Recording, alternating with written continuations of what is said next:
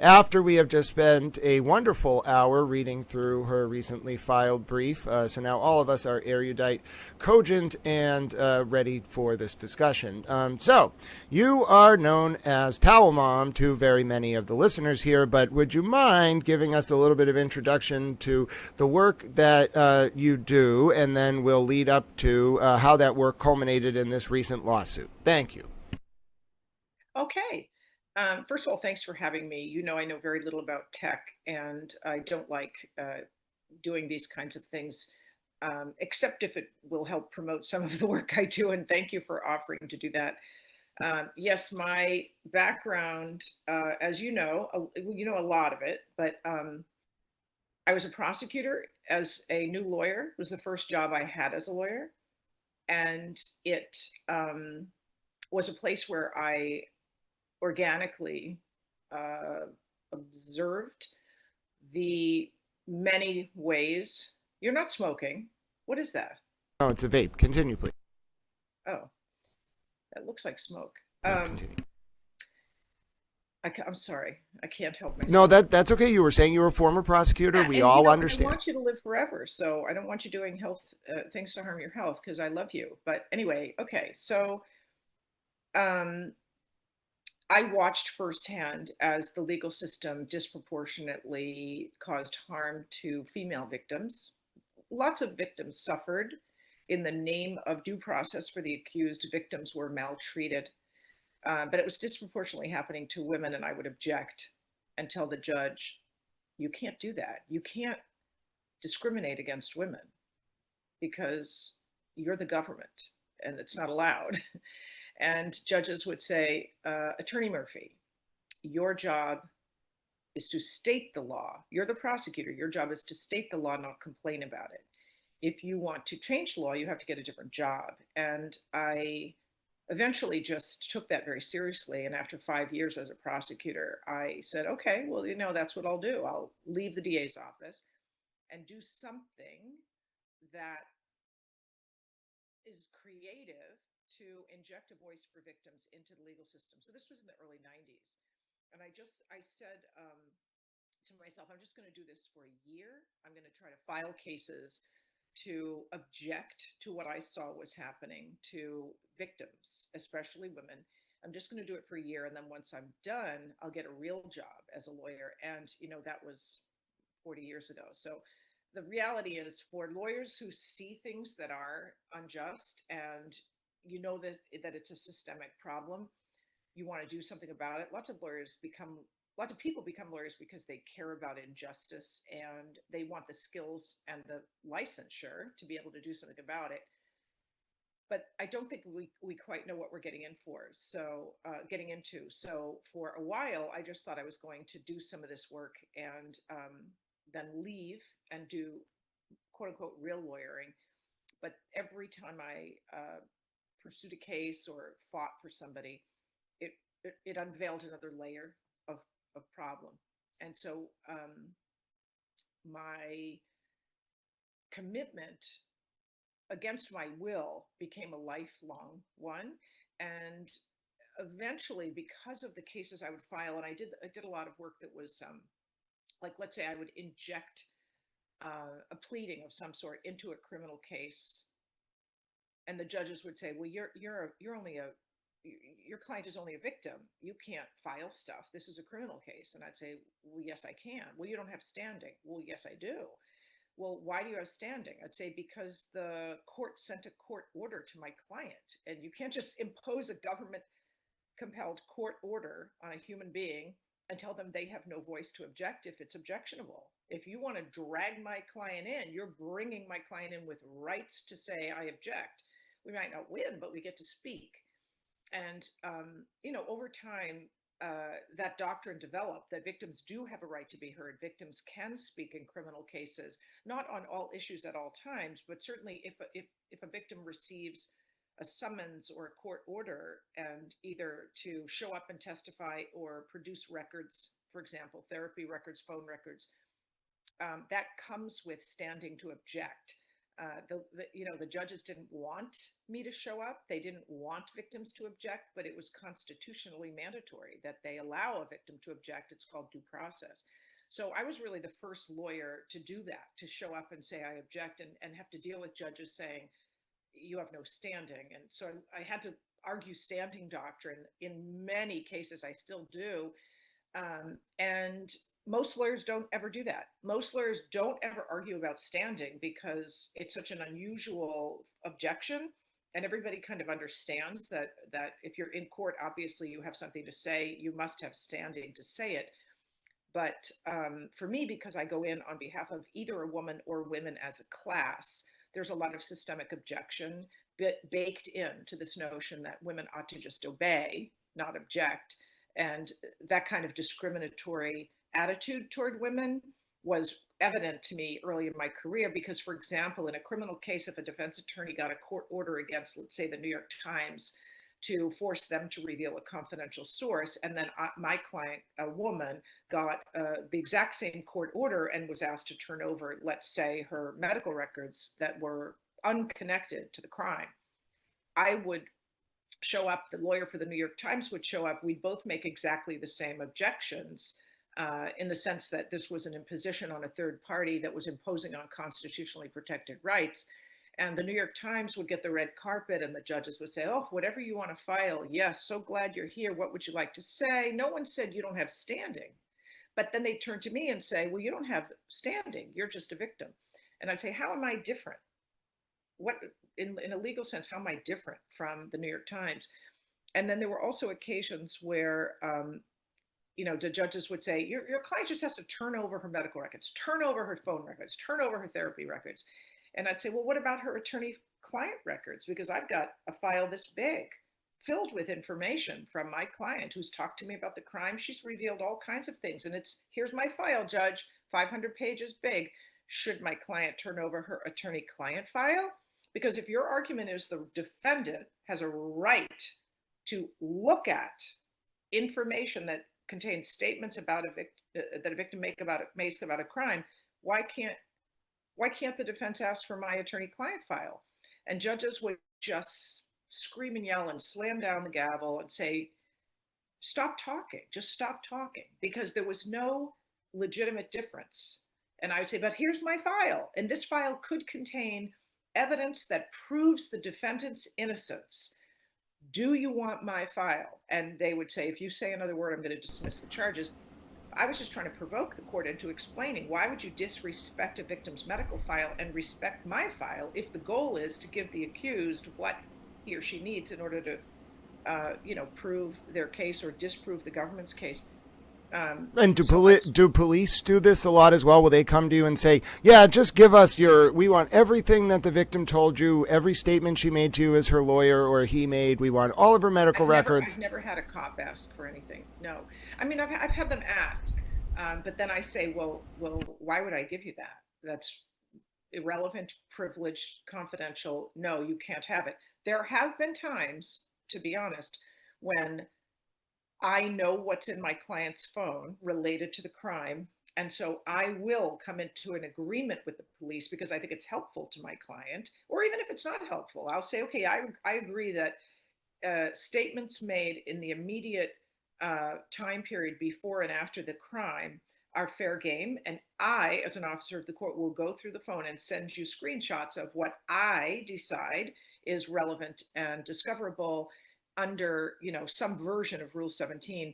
Again, Rule 17 applies to discovery, quote unquote, discovery from non-parties, and Rule 14 deals with discovery from the government. Victims are not the government. Sure, but have you ever heard of a situation where, to make material subject to Rule 14 disclosure, a bunch of stuff was taken into the possession of the state for the purpose of giving it to the defendant? Or would you? Yes. Oh, yes. wow. Yes, it does happen. And the reason it happens is because victims don't have lawyers. So they want to be cooperative. They want to appear to be not hiding anything. I've had many cases over the years where a victim gets a call from the police. They say, we need to dump your phone. And they just hand it over because they don't know that they don't have to. And they don't know that they have constitutional rights in that phone that give them the authority to say, I object. I'd really rather you go to court and get a court order that limits what you're asking for, that restrains you from, intruding into private space, because a phone contains so much private data and irrelevant private data. Defense attorneys love to get their hands on phones, not because it contains relevant information about the crime, but because it contains personal information that they can then use to extort the victim. If you testify, I'm going to reveal that you're having an affair. If you testify, I'm going to reveal that you went to your doctor because you have an STD, stuff like that. It's always used, not always, it is generally used as a tool of extortion. Let's force the victim to turn over stuff, and then we can get the case dumped, not because the evidence isn't there, but because we are terrorizing her into not testifying. I mean, one of the classic ways that this happens that very few people even understand is in the context of rape victims going to the hospital for what's called a rape kit exam. No one tells this to victims, but I have been telling this to victims for decades. And I was on the very first sexual assault nurse examiner board in Massachusetts when we first created rape kit protocol. And I objected even back then, because what happens is a victim is raped, she goes to the hospital, she's in trauma, she's really upset, she doesn't know anything about the law, she's got no experience with the legal system, and someone there asks her to fill out medical forms because this is both a medical and a legal situation. Well, unknown to her, the doctors and the nurses are agents of the government in that context. Everything she shares with them is considered part of the prosecution's file. No one tells her that. They might give her a form that in 8,000 words explains some aspect of how she's waiving her rights but she doesn't have the capacity to understand it at that moment, and they take advantage of that as well. So a victim will go in and reveal her name, address, phone number, insurance company data, often social security number, not always, sometimes, medical history, psychological history, any medicine she's taking, medicines she has taken, medical history itself is in there. It's an incredible dump of information. Defense attorneys love when victims go to the hospital after rape, because they get enormous amounts of data that have nothing to do with the crime that they then use in that extortionist way that I mentioned. Are you saying that cops know this as well? That cops know that this material is stuff defense lawyers love getting specifically because it's a pressure tactic to get the Yes. charges dropped? Wow. Yes, but cops didn't create the problem. Defense attorneys did. But cops know about it. Absolutely. Everyone, prosecutor, everybody knows about it. So I started teaching victims a long time ago a don't ask, don't tell idea. I'd say go into the hospital if you need care. Don't go if you don't. Don't go just because you were raped and someone's saying you need to go to the hospital. Don't go unless there's a reason to go because you have medical needs. Your medical needs are important, but don't go if you don't need medical care, because you're going to destroy your legal case. Very few lawyers will say out loud what I say, which is that uh, rape kits and sexual assault nurse examiner programs in general disproportionately help the perpetrator and harm the victim. And it's not just what information is revealed, that's part of it. It's also that victims then submit to a rape exam, a vaginal exam. Well, why is that a bad idea? Because just like when they ask you for personal information about your medical history, that swab of the vagina is going to reveal everybody you've had sex with, often up to and including the past 2 weeks, because the body is very good at storing biological material. And it's gotten better and better. From the defense perspective, it's gotten better and better.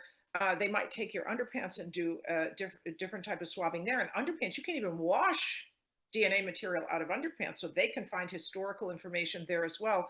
Again, defense attorneys love rape kits, love, love, love them, because they invariably find out that a victim had sex with, 3 men and a goat the day before, or their underpants are, even more full with information that has nothing to do with the case.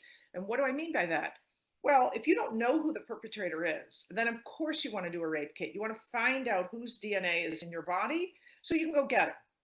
But 85 to 90% of rape cases happen between people who know each other. The victim knows who the perpetrator is, and the perpetrator will argue consent, not I didn't do it. Sometimes they say I didn't do it, but mostly what they say is she consented. which means it doesn't matter what's in the rape kit. The issue is consent. He's already agreed it happened. Don't let them swab your body. Don't go to the hospital. You're just giving the defense all of the information about your recent sex life with, 3 men and a goat. Okay, but hold on, I need to interject. So can you then explain, obviously FRE 412 exists for a reason, which is known as the rape, which was in basically a rape shield law. Why do we have the special character evidence rule if what you're saying is so such an insidious problem? Why even have FRE 412? Well, Rule 412 and rape shield laws in general should be abolished. They should be ripped out of the books. They are extremely harmful to rape cases. Why? Because they presume relevancy and force you into a balancing test. The concept baked into Rule 412 is, of course, this information is relevant. Now the court has to decide, is it more probative than prejudicial, and all this nonsense. So a woman's prior sexual history, if you just use your brain, never mind the rules, just use your brain as a judge, you're required to analyze the question of relevancy. You don't need a rule, just use your brain. We paid you as a government official to understand the concept of relevancy. Does a woman's prior sexual history have a bearing on this case? And let's make it a consent defense case, which again is 85 to 90% of cases. The answer is always no. It doesn't matter. Why? Because a person, often women, are challenged in this way, but a person can have sex with anyone they want, including goats, every single day. Although the goat raises health issues that we're not going to go into. But are you sure it's legal to have sex with animals? No, it isn't. But it's a public health issue, not a consent issue, generally speaking. So I don't know if if the animal rights activists would agree with you there, but okay. Well, they may argue about consent, but they're not there yet. So animals, it's not really about consent for animals. It's about public health. You can argue if you want that animals should have the ability to bleat their way into consent, I guess, if it's a goat. No, the point is, you have the right as a human being. It's called autonomy. You can do whatever you want with anyone and not have that used against you in a court of law. Because if it is used against you, then you're not free. Any aspect of your consensual private behavior that gets used against you becomes the nose in the camel's tent. Now, oh, well, you're not really free because you as a woman have a special category where we're going to use your prior sexual behavior against you, even if it's not relevant. And that's just the way it is. We're just going to use irrelevant information against you because you're a woman, and we want to deter rape victims from coming forward. What's the best way to do that? Well, to announce that there's a rule of law that says, don't you dare report that rape, because you're then going to have to reveal to the public that you had sex with a goat. This is obviously an exaggeration of the point, but for women who are sexually vulnerable, for example, prostituted women, sex trafficked women, they're raped all the time. Like 100% of them are raped. And that's assuming you think you can consent in a coercive context, which I don't think you can, but let's assume you think you can. Even that, taking that into account, you still have 100% rape rate for sexually vulnerable women. That woman, every time she's raped, has to think to herself, should I report this? Oh my God, if I do, they're going to find all the DNA from all the guys that I've been with. And then I'm going to have to explain why I have DNA from, 5 guys and a goat. And I don't want to do that. I don't want to, I'll get killed.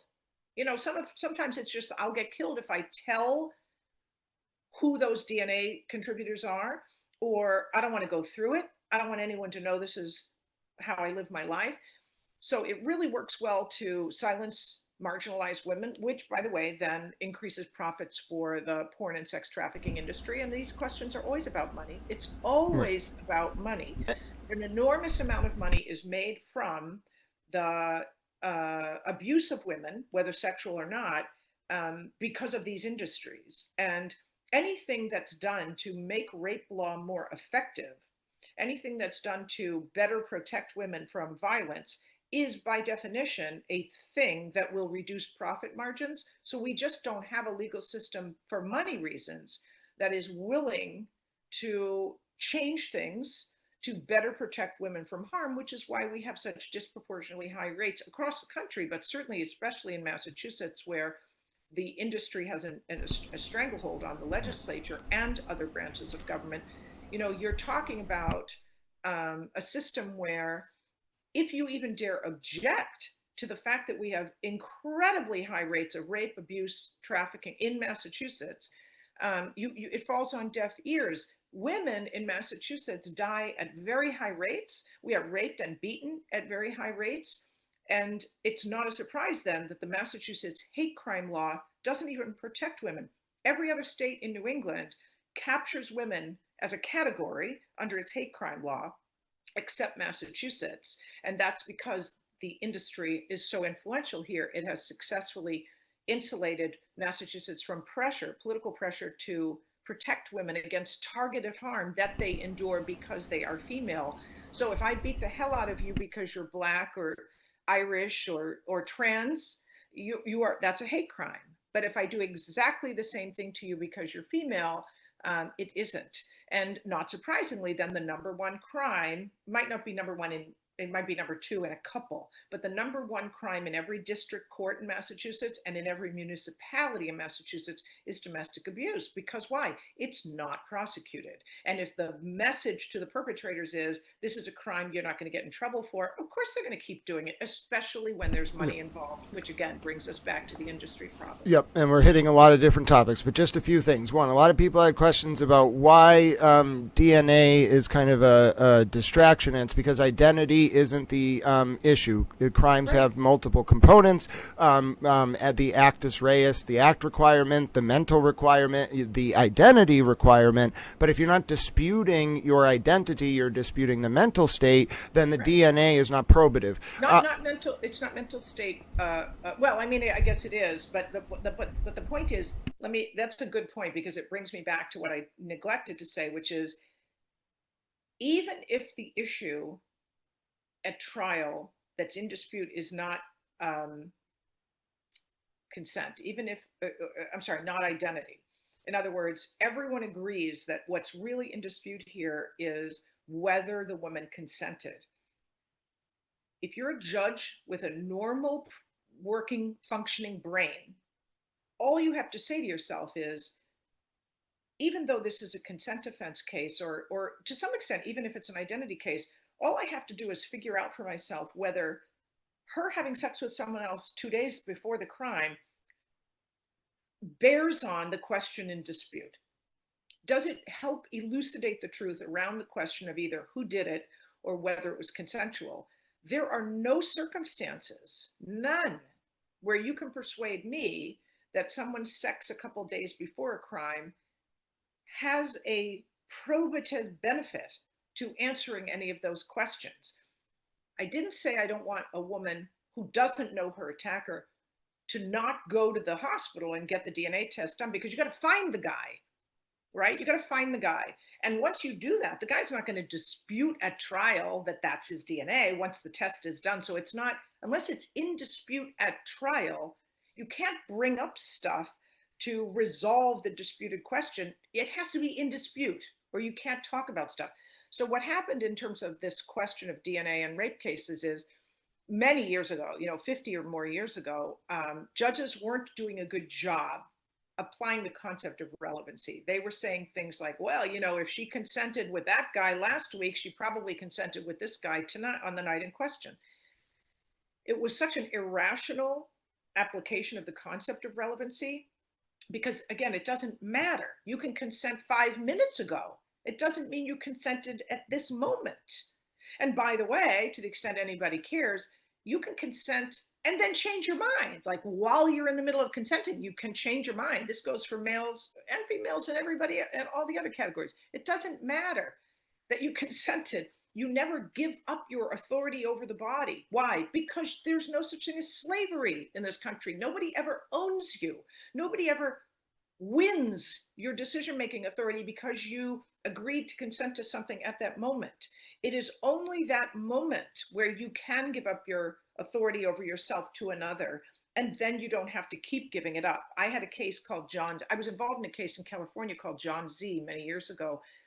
the Supreme Court in California invited me to argue because I filed an amicus brief, and it was about a case where these two people were involved in a sex act. The victim did agree to start the act, but then she changed her mind because it hurt.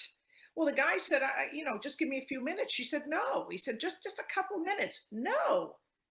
He kept going. He was charged with rape. He was convicted. The question for the court was, is that rape? The defense argued, no, it's not rape because the guy couldn't help himself. He's like an animal. It's not his fault. And the other side, which is my brief, said, no. The law is designed to protect autonomy, self-determination, the 100% authority we all enjoy over our bodies at all times, never to be reduced by someone else's erection, frankly. So my brief was all about the importance of autonomy and why, this should be very simple. But nonetheless, I then, was on all these morning shows, ABC News, and all sorts of things because it was so controversial. I'm like, what is so controversial about this? And I think it was Charlie, I forget his name, but one of these morning show things, national morning show guys said to me, but Wendy, isn't it unfair? Isn't it just unfair? And I said, well, if I invite you into my house for 1 hour and then 5 minutes later, I decide I don't like you and I ask you to leave, you don't get to stay for the hour. Oh, good point. And another guy that I was doing on a radio show said, oh, come on, Wendy, the train's out of the station. The train's out of the station. So what? So what? You might have to put the brakes on your train and that might hurt. You might get a lot of, heat when you jam brakes on the train. Tough shit. And imagine if I said that to a guy, your train's back in the station, my train is still out, so you can't stop. I get to dictate when you stop. According to my body, you got to keep going. And I get to make you keep going until I decide my train's back in the station. When you flip the gender roles like that, everybody nods. Oh, especially guys. Oh, now I understand autonomy. Yeah, well, you shouldn't have needed that lesson, but you did. So this brings us back to the question of why is DNA not really ever relevant? Because the question of consent is a mental decision. It is not a physical decision. Nothing physical in terms of DNA. You might have evidence of injury that has some bearing on corroborative proof of non-consent, but nothing in the nature of DNA proves or disproves what's in a woman's mind. So it just has no place in the legal system and is almost always harmful to the woman in terms of wanting to be credited and believed, and very helpful to the perpetrator. And it's really, the hospital rape kit protocol is so dangerous to rape victims, but because they don't know it's dangerous, because they don't understand rape shield laws, which again are very bad for rape cases, because they don't get that, and they watch television, CSI type shows, and say, oh, I got to go to the hospital because after all, this show says it's really good to go. And they don't understand until it's too late. Once that cat's out of the bag, once the DNA is in the kit, you lose your case. There's nothing you can do about it. I have tried to suppress, I filed motions in some rape cases to suppress DNA results and to get a court order forbidding either the prosecutor or the defense from using DNA evidence that I argue is irrelevant and or prejudicial. And I've had judges say, you can't file a motion to suppress, you're not a party. And I say, I have a constitutional right at stake. My client has a Fourth Amendment right in her private body parts. She was searched by the government when they did the swab of her vagina. You're damn right I have a constitutional right at stake, and that comes with due process. So you will listen, I will file a motion, you will not rule that I don't have standing, and you will decide the merits. Under the Fourth Amendment, which speaks to search and seizure law, did the government have a right to do the search and the seizure? And even now, is it proper under constitutional principles to admit irrelevant evidence in this case that violates my client's constitutional interest? Judges get very nervous. Why is this victim here with a lawyer. We don't need another lawyer in the room. And I say, well, that's unfortunate. I wouldn't be here if you hadn't dragged me in by virtue of this government intrusion without due process into constitutionally protected space. You invited me by doing that. I'm not here. I'm not intruding. You invited me. You dragged me in. So let's talk about it, and I do this kind of stuff all the time. Again, it harkens back to why did I first start doing victim advocacy? Because these really bad things were happening and no one was objecting. I would object, but again, the judges would say, you don't represent the victim. Why are you objecting? You can't be the victim's lawyer. You're the government's lawyer. You're the lawyer for the people.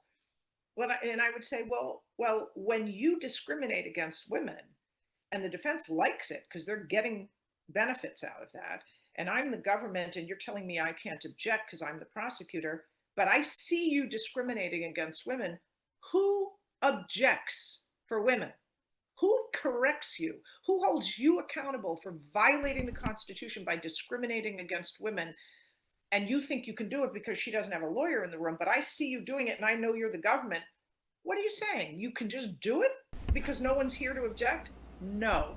So this is what I have been doing for all these years in one form or another, sticking my foot in the door and saying, I object. Whether you want to hear me or not, I object. Whether you want to read my brief or not, here it is. Yep, and I really appreciate that full explanation. You basically said forced birth there, which I thought was a really good point related to autonomy. And then I do want to ask you about your brief, but you talk about such an important concept, which is victims they do get standing. We know, of course, if folks... Right, the Kofi Agana and Ruby case and the matter of Ruby McDonough, that's absolutely something people should look up for an example of how a victim testifying in a criminal case can get standing if they're declared incompetent, and then they want to challenge that ruling. But one hypothetical I wanted to ask you is we're talking about this tension between Rule 14 and Rule 17, neither of which give victims very much protection. But, hypothetically, say you talked about how police will sometimes approach you and say, I want to take all these records from your client who's a victim in this criminal case. And they say something and like, here's an oral promise that we'll go through and we'll redact it and we won't give anything that we shouldn't to the perp. And then, you sign an agreement, you give over the documents hypothetically. Are they promissory estopped from giving over those documents? Does the oral promise get incorporated into the agreement to hand over the documents? If you give a cop your phone and rely on some kind of a verbal promise that they won't overuse what they find, then you're a fool. Never give your phone to the police. Get a lawyer to make the decision to do the screening. Yeah, but no, agree. That is what people with means and with lawyers and means. I do 80% pro bono. Yes, but that doesn't mean everybody can. They don't know. Right. So instead of hold on. The problem is this. Yes, police will overuse. They will overlook. They will overdo it. They will exceed their authority, not just their legal authority, but the authority you gave them. They will exceed it, and they violated the agreement. Let's even assume they violated the law. There are no remedies. You cannot stuff the cat back in the bag, especially if the entire dumped phone goes to the perpetrator. Why?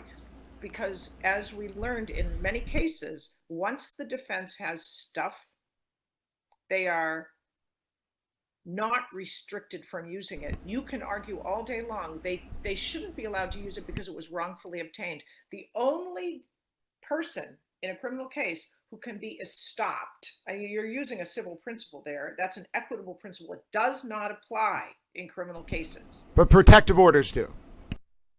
Protective orders do, but it doesn't matter.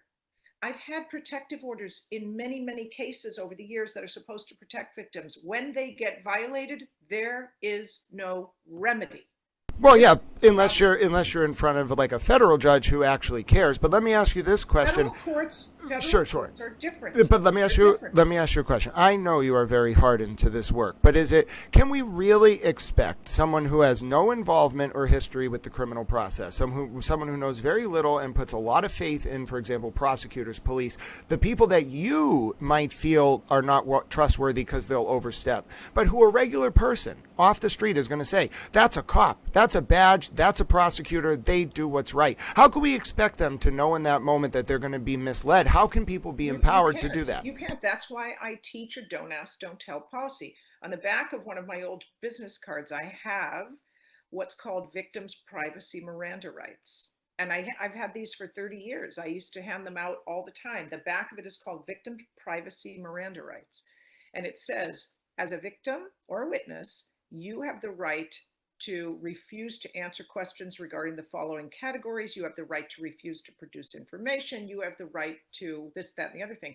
And I do that because the don't ask, don't tell nature of this is kind of why Miranda came about when it did, right? People accused of or suspected of criminal activity needed to know that they had a right to remain silent, but there was no constitutional requirement that police advise them of their rights before they intruded. So we grew, as a pop culture kind of thing, we grew the idea of Miranda long before it became Miranda. Well, I don't think I would call it pop culture. I think Bruce Ackerman would call it like a lower form of lawmaking that inspires sub-constitutional change. I'm sorry. Okay, you can call it that. But what I'm saying is, when you can't get the government to do what it ought to do, you got to use what you have. And I called it pop culture because it really was a movement among people to teach each other through whatever devices they could find. And today, you know, we have social media where people can literally tell each other, don't do this, don't do that, or put signs. You know, there are so many ways to communicate now about what your rights are and how you need to know not to reveal needlessly, because again, once the cat's out of the bag, you have no remedy. But let's explain this to people. Most people won't speak the language of Miranda, which, by the way, I also think came about because Chief Justice Warren was a county prosecutor who knew how it was being abused. It wasn't just the rise of the popular sentiment. But I have to ask you this. Are you basically suggesting that, much akin to how criminals in a criminal case get read to them the right to have an attorney, stay silent, under the Victims' Bill of Rights, which is under statute in this state, there could be something that informs victims of their rights at the very beginning of the process before they speak to police? And if so, why doesn't that exist? Yes, there could be, but here's the problem. The so-called establishment victim organizations work for the government. They're never going to do anything remotely related to protecting victims. And the Victims' Bill of Rights law, which came about when I was a prosecutor, so I watched how it was implemented and not, it has no teeth. If there are like 35 different rights that victims have under the Victims' Bill of Rights laws, and even in states where it's a constitutional law, which is not true in Massachusetts, it's statutory, but even in states where it's constitutional, the bottom line is there are no teeth to these laws, because if you have a right, for example, the most sort of classic one is you have a right to be heard before sentencing. If a prosecutor doesn't communicate with you and just goes and makes a real, ridiculous deal with the perpetrator, so he gets probation, for example, and you're outraged, if they don't consult with you before they make the deal, that absolutely violates the Victims' Bill of Rights laws across the board in this country, and there's nothing you can do about it. Nothing. Sure, but let me ask you a different question. I know I want to talk about the CRA lawsuit, but we talked a lot about how even with a protective order, right, it really comes down to like the prosecutor making a motion for sanctions or like contempt, or the judge wanting to do something, and then each individual piece of evidence is only subject to the 401 and 403 analysis as the protection. But can we talk about a higher duty here, because it's almost making it seem like, for example, say we were talking about the Mass State Police or something, it's like because they only answer to God, it doesn't matter what they do because the courts won't check them. Defense lawyers love it. Victims are screwed. But let me ask you one question. I don't agree with that. They do it. The government is held accountable when and only when the rights they violate are the rights of the suspect or the sure, I agree with you. But let me ask you this. We have a number of federal statutes, and you might say that it's kind of a nonpartisan thing, that when we see people entrusted to administer our systems of justice under color of law violate things like privacy rights or enumerated different rights, not just of defendants, but victims. That's the kind of thing. We're not really talking anymore about the procedural remedy, about the use of the evidence in the underlying criminal case. We're then talking about an abuse of someone's position under color of law. You seem to say that that occurs a lot, but it's a little bit different when there's a lot of attention on it. Where have you seen penalties, if ever, exacted? I'll tell you one good example. Oh, go ahead. I mean, the reality is most people incorrectly think that the Bill of Rights, to the extent some of them apply to criminal cases, only apply to criminals and suspects. That's not true. If you read the Fourth Amendment, which speaks to privacy and government intrusions generally, speaks to persons. So a victim is a person, and it is by far the most potent law you can rely on as a victim. If you're going to argue about what's at stake, never cite victims' Bill of Rights laws. They're useless. Always cite the Constitution if you can. Never cite statutes if you can avoid them, because on balance, if your rights as a victim are statutory and you're bumping up against the constitutional rights of the accused, you will lose, because here's the Constitution, here's the statute, you lose. But if you can constitutionalize your suffering as a victim, the violation becomes a constitutional argument, then you're on equal footing. You have a much better chance of winning. So I never argue statutory rights for victims. Not never. I rarely argue statutory rights. For example, I have gone into court on rape shield matters and said, and the judge will say, well, under the rape shield law, blah, blah, blah, blah. And I say, I'm not here under the rape shield law. I'm here under the Fourth Amendment. Well, yeah, but the rape shield law says, I said, I do not want you to apply the rape shield law. I object to you applying the rape shield law. I only want you to apply the Fourth Amendment, or the Massachusetts equivalent under the state constitution. And they get very flustered. They don't want victims to have the C word attached to them, the Constitution attached to what they're arguing. But if you don't refuse openly to have a statutory or a rule become the basis for your objection, I mean, rules are even weaker, right? So a rule might be Rule 14 or Rule 17. You get sucked into court and suddenly you're arguing about Rule 17. Never, ever argue Rule 17. Argue the Constitution. It gives you much heavier weight, and it gives you stronger arguments in general. Rules get codified by the criminal defense bar because they're in charge of the rules committees. Rules committees aren't really allowed to make substantive changes because that's a lawmaking event that has to go through a legislative process. But rule-making bodies, especially in this state and especially in the criminal justice sense, just love to exceed their authority and create substantive rules that then give them power to take stuff from victims. And because victims aren't even at the table in terms of the rulemaking, they're not even aware of it. And the next thing you know, a rule shows up and it says victims must turn over their phones upon request. Most victims would obey that. And most lawyers would tell them to obey it. Why? Because it's a rule. It says it. Well, the statute seems to support it. Yeah, but does the Constitution support it? Yep. Is it constitutionally legal to create a rule that violates the Constitution? No, it's a separation of powers issue. It's a, it's an ultra vires argument if you're talking about who gets to do what. But my bottom line is this. I'll give you an example of when because I never, once I realized you can't fight this, that you're just going to lose because there are no remedies. I was in court once saying, Your Honor, the defense sent a summons to the victim's therapist, and she's here because she obeyed the summons, like good people generally do. However, he had no authority to send that summons. And this is outrageous that she, the therapist, has been here for 4 hours, hasn't been able to treat her clients, hasn't been able to even understand anything because she doesn't have a lawyer, and she's sitting in the back of the courtroom for all these hours. Come on, this is unacceptable, and I want you, judge, to hold him in contempt for violating what's called the inherent. For violating the law. And the judge would say, well, I don't have authority to punish the defense for violating the law. And I'd say, yes, you do. Well, Ms. Murphy, what do you cite as my authority? Because there's no rule that lets judges punish defense attorneys who violate the law. There's no rule. There's no statute, right?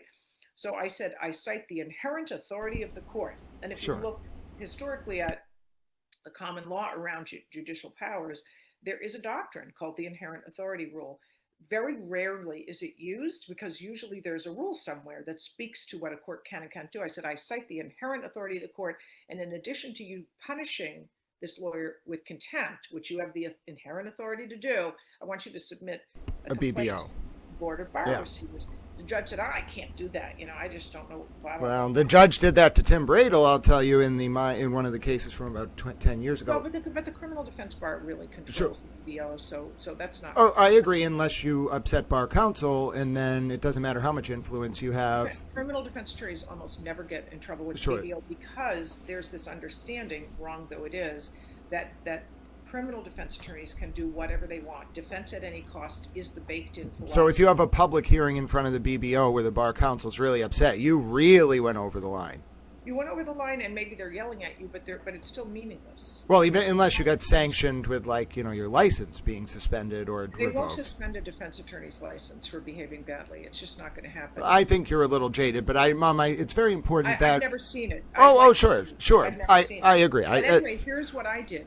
Well, so I gave go my ahead. own remedy, because the judge said, although you're right, he violated the law, violated your client, imposed on your client, cost your client money. I don't have any ability to do anything about it. I said, fine, okay. I walked out the door and sued the defense attorney for abusive process. How'd it work? And I won. Good. Let me ask you this question. It was kind of the core. Before we go to your federal lawsuit, it's a good bridge. The core there was, all right, Department of Justice, Civil Rights Section, FBI units, okay? They could very much provide the check and balance on abuse of official color of law that we see running rampant at the expense of uninformed victims in the criminal justice system. Do you want to see indictments against police officers who abuse the trust of victims and then do things like release their private information to defendants intentionally? Yes, but Me too. But it's a two-way street. You got to charge the police or sue them. Again, there's a Fourth Amendment issue. Damn right. The problem is most victims sign releases. So you can't sue once you've signed. That's like saying that if there's a contract of adhesion and you agreed to be on a home, it's a contract of adhesion. What I'm saying is the issue has already been resolved. When victims go to hospitals after they've been raped, they sign consents where they basically agree that all the contents of the rape kit and everything in their file can be shared publicly. It's terrible. They don't understand. But you can argue the validity of the contract. It's been challenged. It's not successful. It will not happen. Under every circumstance? That's impossible. It's a case-by-case analysis. No one's ever going to succeed in arguing that an agreement between the government and victim is not binding. But that's for the purposes of contract law. For the purposes of federal law, let's talk about like 28 USC. Hold on. 28 USC 1853, for example. It doesn't matter. No. So, for example, I'm not talking about that. Say the evidence was tampered, for example. Like, say the evidence was tampered with. The victim has no. That's not what we're talking about. I'm talking about under federal law. Forget the contractual remedies for the violation of the agreement the victim signed to turn over the information. Under federal law, what type of things could be charged in that circumstance? Forget about whether they will be. What type of crimes could be charged? It's got to be a federal crime to tamper with evidence in a proceeding, to do so in a way that facilitates the release of protected information under the Constitution, and it's under color of right. How is it any different than how Suffolk County Sheriff Stephen Tompkins was indicted last week for using his official position? It wasn't regular extortion. It was extortion under color of law. Not going to happen. It doesn't matter. I have filed federal and state matters. I call them lawsuits because they're often declaratory or injunctive, because you can't sue the king for money. But federal DOJ, should the DOJ indict? Doesn't matter. You can't sue the government. I'm not asking about you. Should the DOJ indict, not suing, should they federally indict police officers who commit these kind of violations? It's a simple, direct question. We're not talking about civil process. They won't. But they indicted. They can do a lot of things. They can prosecute criminal defense attorneys who lie. They don't. Do you want to see more cops like Matthew Farwell indicted if they abuse the trust of the vulnerable?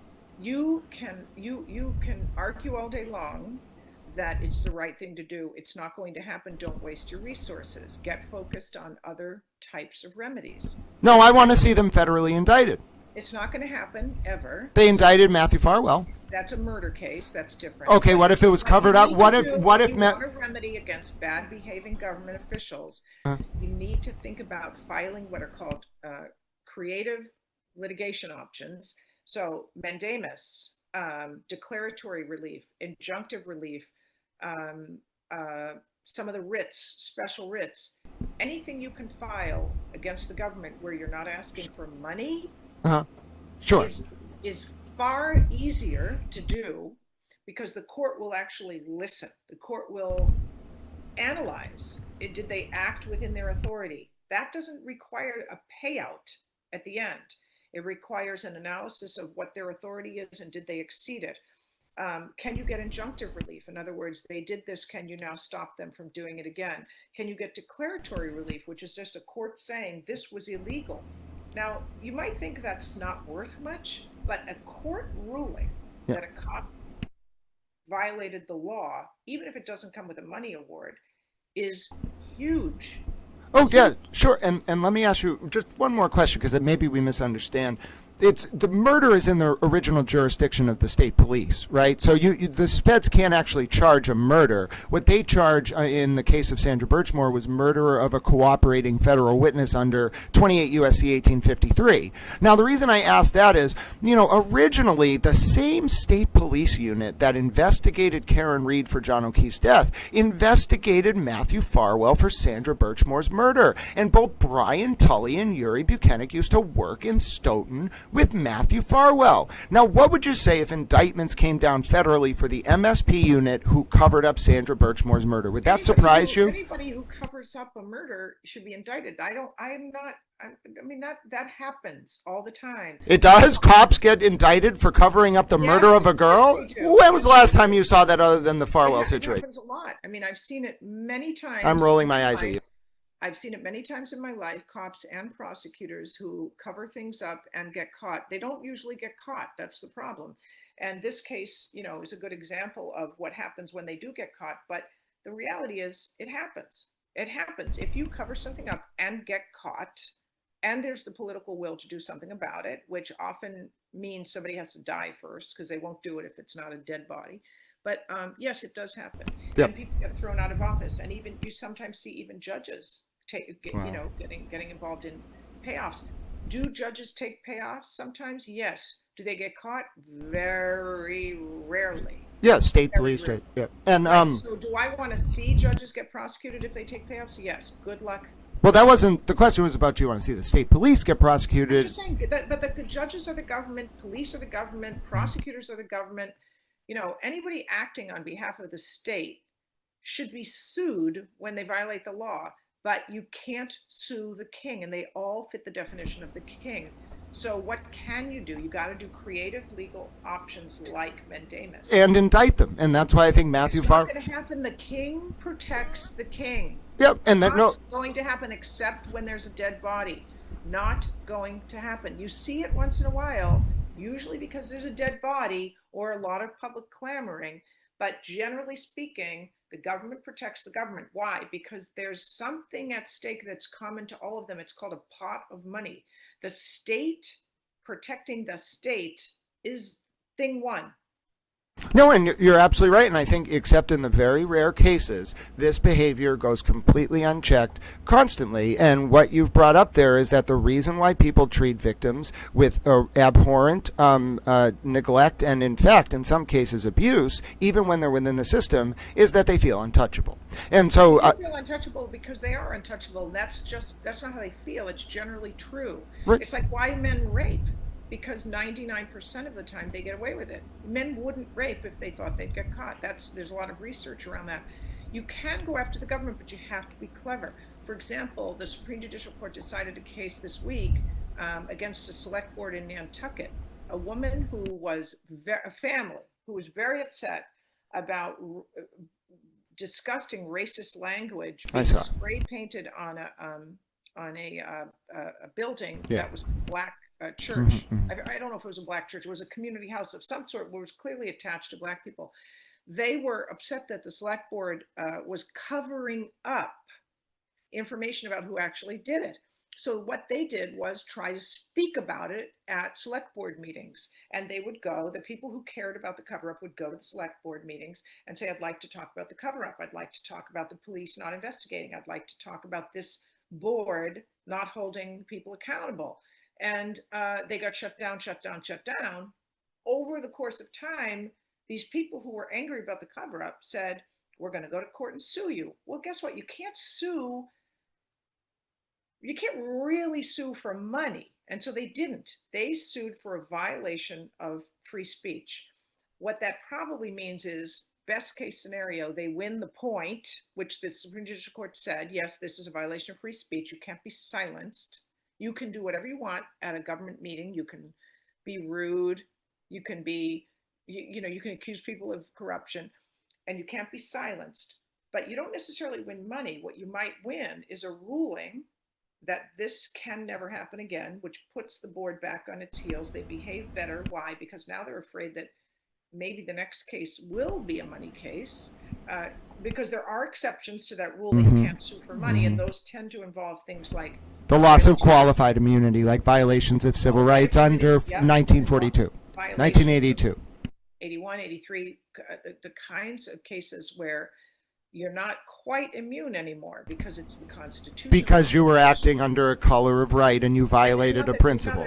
But you were violating at this level, really high. Like a core constitutional principle, like the right to privacy? Core constitutional principle, violation of fundamental rights. Now, let me ask you, you do seem to be saying here that there are multiple remedies if qualified immunity is stripped. Now, we often see qualified immunity come up in the case where cops beat someone to death, and it's very rarely stripped in that case. Here, we're talking about qualified immunity being stripped because of a deprivation of a core constitutional right. Now, I want to ask you something else before we have to get to your federal lawsuit. People are very interested in it, and we have some questions from the users. But first, what just as a core reform measure, so, I obviously was recruited into the antitrust section of the DOJ. I didn't really want to do it, but I do think what would really interest me is if the DOJ, among its 75 sections, had a specific section for enforcing the constitutional rights of victims in the context of police officers and public officials, like a public integrity section just for police officers who violate victims' rights. If such a section were proposed, and if I were running it, would you support it? I don't know. The answer to that question is an unequivocal yes, and also a middle finger to the state police. I don't waste my time on things that are going nowhere. So don't give me that nonsense. Even if you persuaded me that this idea, I'm going to do it just to spite you. I legalized cannabis just to spite you. Don't mess with me. I'm just saying, I work in a context where everyone and their mother thinks they have a grand idea. They're going to pass a law. You know what I say? Don't bother me. Well, you remember when you used to say, never waste my time supporting a law, because the bigger problem is enforcement. Yep, and remember, don't tell me you think a law is good when it's not coming with meaningful enforcement. I won't do busy work. I agree with you. Waste my time. I agree. That's why it's not just the statute, it's who's running the section of the DOJ that's enforcing it. It's a political issue you cannot control. I'm a tell. But let me ask you this very specific question. Before we transition on a lighter note, do you remember as a kid, you used to always say to me, Grant, you know what? If you want to use that damn cannabis, you've got to change the law. Now, what did I do? I marched right up there to Beacon Hill. I created a statute with my colleagues, and then we created a regulatory codification to ensure its enforcement would be in line with our priorities. That's what you do. I would love to give you credit for changing the Not law. just me. Unfortunately, it's a gazillion-dollar industry that changed the law, and they're continuing to do so for money. They don't give a shit about people who get addicted or struggle or suffer. Marijuana is not simple. It is not always healthy. Some people become extremely addicted, and it interferes with their quality of life. Not everybody. I know, and the alcohol industry loves when people say, listen, the alcohol industry loves when people say that alternative medicine is addictive. I know, listen, I understand. The alcohol industry, I understand. That some people benefit from alcohol. I don't care. What I care about is that moneyed interests drive change, and that is across the board. Yep. And moneyed interests don't care about people. That's why the alcohol industry. That's why the alcohol industry. Exactly. That's why the alcohol industry hates. It's big food, it's big pharma, Right. it's marijuana, it's everything. Listen, is Everything. it true that the alcohol industry and big pharma hate anything that comes from the ground? Yes. No, no, they hate Oh yeah. people taking their money. Yeah. They don't Alternative care about people, they care about money. alternative medicine is Anything that cuts into their profit margins is a problem. like alternative medicine. And exactly, and we come full circle to the problem, which is violence against women makes enormous amounts of money for big porn, which is the number 2 lobbyist. I agree with that. In Washington. They lobby as free speech. I agree. MindGeek. Fraudulently. Yeah, I agree. MindGeek, the company that owns Pornhub, is a huge lobbyist interest. And you have to ask yourself, why do we have a situation where consenting adults can get charged for prostitution for exchanging money for sex, but if you film it, it's legal? It opens the door to human trafficking, and people don't want to talk about it. Anywhere there's money to be made, it's rendered legal, and or they just don't enforce the laws. Like, some people think it's so great that there are now age restrictions on who can access porn online. Make no mistake, there is profit to be had in the industry figuring out the market at the age line, right? This isn't about protecting children.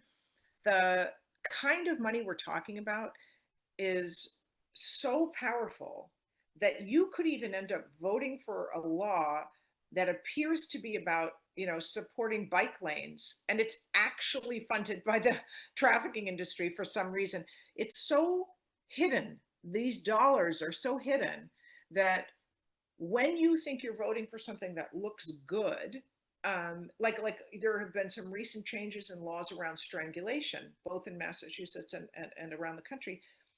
And everyone's like, isn't this great? And all the women's groups said, isn't this wonderful? We're making strangulation a crime. No, before the changes, strangulation was a very serious felony for which you could face mandatory time behind bars. It was considered a life-threatening felony, and it was almost like using a deadly weapon. Then the porn industry went to town in literally every state in this country, but packaged what they were doing as good for women, protective, respectful, and they got all the corrupt rape crisis centers to support it, and created a misdemeanor crime around strangulation, and only in certain circumstances, based solely on whether you basically almost die. So all forms of strangulation in porn, unless you die, have now become either legal or misdemeanors rather than highly threatening felonies. And yet all the experts know that if there's hands on the neck or in the face, anywhere up here, that is the most risky form of physical contact that is most likely to lead to a woman dying. We have now bumped that down to spitting on the sidewalk, and yet all the women's groups celebrated. Why? Because they got funding from the porn industry, funneled through porn-funded groups like the ACLU, that sent their dollars to these women's groups, who then said, we support this, we lobby for this, this is wonderful, this is wonderful. All I'm saying is, anytime anything is proposed as a legal change that might affect violence against women, you can assume it is bad for women, good for profits. Yeah, and you make a really good point about strangulation, because even the people who think they're like misguided in their use of strangulation, listen, I'm not in any part of government, as you know, Mom, and I think even people who are could not in real time necessarily get the difference between the jugular and the other vein, and if you screw that up, you are going to kill someone. So I don't know why people choke other people. I don't understand. It's very dangerous. Strangle. Never use the word choke. Why? What's the difference? Very important difference. Language is everything. Choke, although it has a double meaning, and it could mean hands on the neck, it also has the possibility of distracting your brain from thinking differently, because it could be you just didn't swallow your hamster. Strangulation is a violent felony, right? When you use choke, there's no choke. in the criminal code. You know where it comes from? It's because you know why people use that lexically nowadays. It's becoming more common in MMA. A move that involves doing that is called a choke. They don't call it a. I The know. porn industry is also Sure. behind MMA, the eroticization of violence, making violence Oh, wow. exciting to the cortisol in the Yeah. brain. What I'm saying is, choke is the chosen word of the porn industry, so we never use it. Oh, I understand. Even if it doesn't offend you, Right. knowing that they want you to use it is why you must never use Oh, it. I understand. So that's interesting because I now you just think of it as like an MMA term, but that's very interesting. It does show the power of words, though. All right, we have some questions. Let me try to get to them. So, first question from Vicky Towell, who is from Canada. We had Vicky Towell's two cats up as the animal of the day yesterday. They're adorable. The first question from Vicky is, well, first she says, "Thank you, Taliban, for being here. What does the current DOD under Pete Hegseth think about your position in your lawsuit?" Well, let me talk about the lawsuit before I answer that so people know what the hell she's talking about. She's right. Thank you for reading. Thank you for reading what I shared with Grant, because it's complicated. It's not a straightforward case in terms of all the layers, but it certainly does beg some questions about who thinks what. And Hegseth has a lot of, let's just say, potential to cause havoc to my case, and I'll explain by backing up to the beginning and then give you the Hegseth piece. So I sued earlier this year in Massachusetts federal court, accusing the federal government of discriminating against women because of a federal statute that requires men to register for the draft but forbids women to register. So it's explicit in the sense that it is black and white discrimination, which, by the way, most discrimination today is not black and white. It used to be. 50 years ago, there were laws that said men can do this, women can't, from serving on juries to serving as executors for wills to, all sorts of things, right? It was black and white. Men can't, women can't. Over the course of time, that has become the rare exception to the rule, because most discrimination against women happens in enforcement, which is not in black and white. It's all about, subtle legal standards that allow weaker enforcement of all laws when it's on behalf of a woman, and really strong enforcement of laws when it's on behalf of a different person. So the enforcement piece makes it a little cloudier to see why women still suffer as unequal people. But I want to start off by saying, the law became attractive to me as a vehicle through which I could file this case, because my goal really isn't about making women sign up for the draft per se. It's about creating legal equality for women and using this black and white example of inequality to make people see the problem better. So what do I mean by women are unequal? Well, I have another document I can share with you, a recent law review article that Grant can link to. It was published in Ohio Northern University Law Review a year ago, and the subtitle of which is Constitutional Terrorism, which refers to women's current status as second-class people subject to unequal enforcement of all laws. And I mean all laws, from freedom of speech to laws about how you get your dog license, to laws against slavery, and to laws that are supposed to protect you from abuse. All laws can be applied differently and worse to a woman. That's what it means to have second-class citizenship. Well, where did this come from?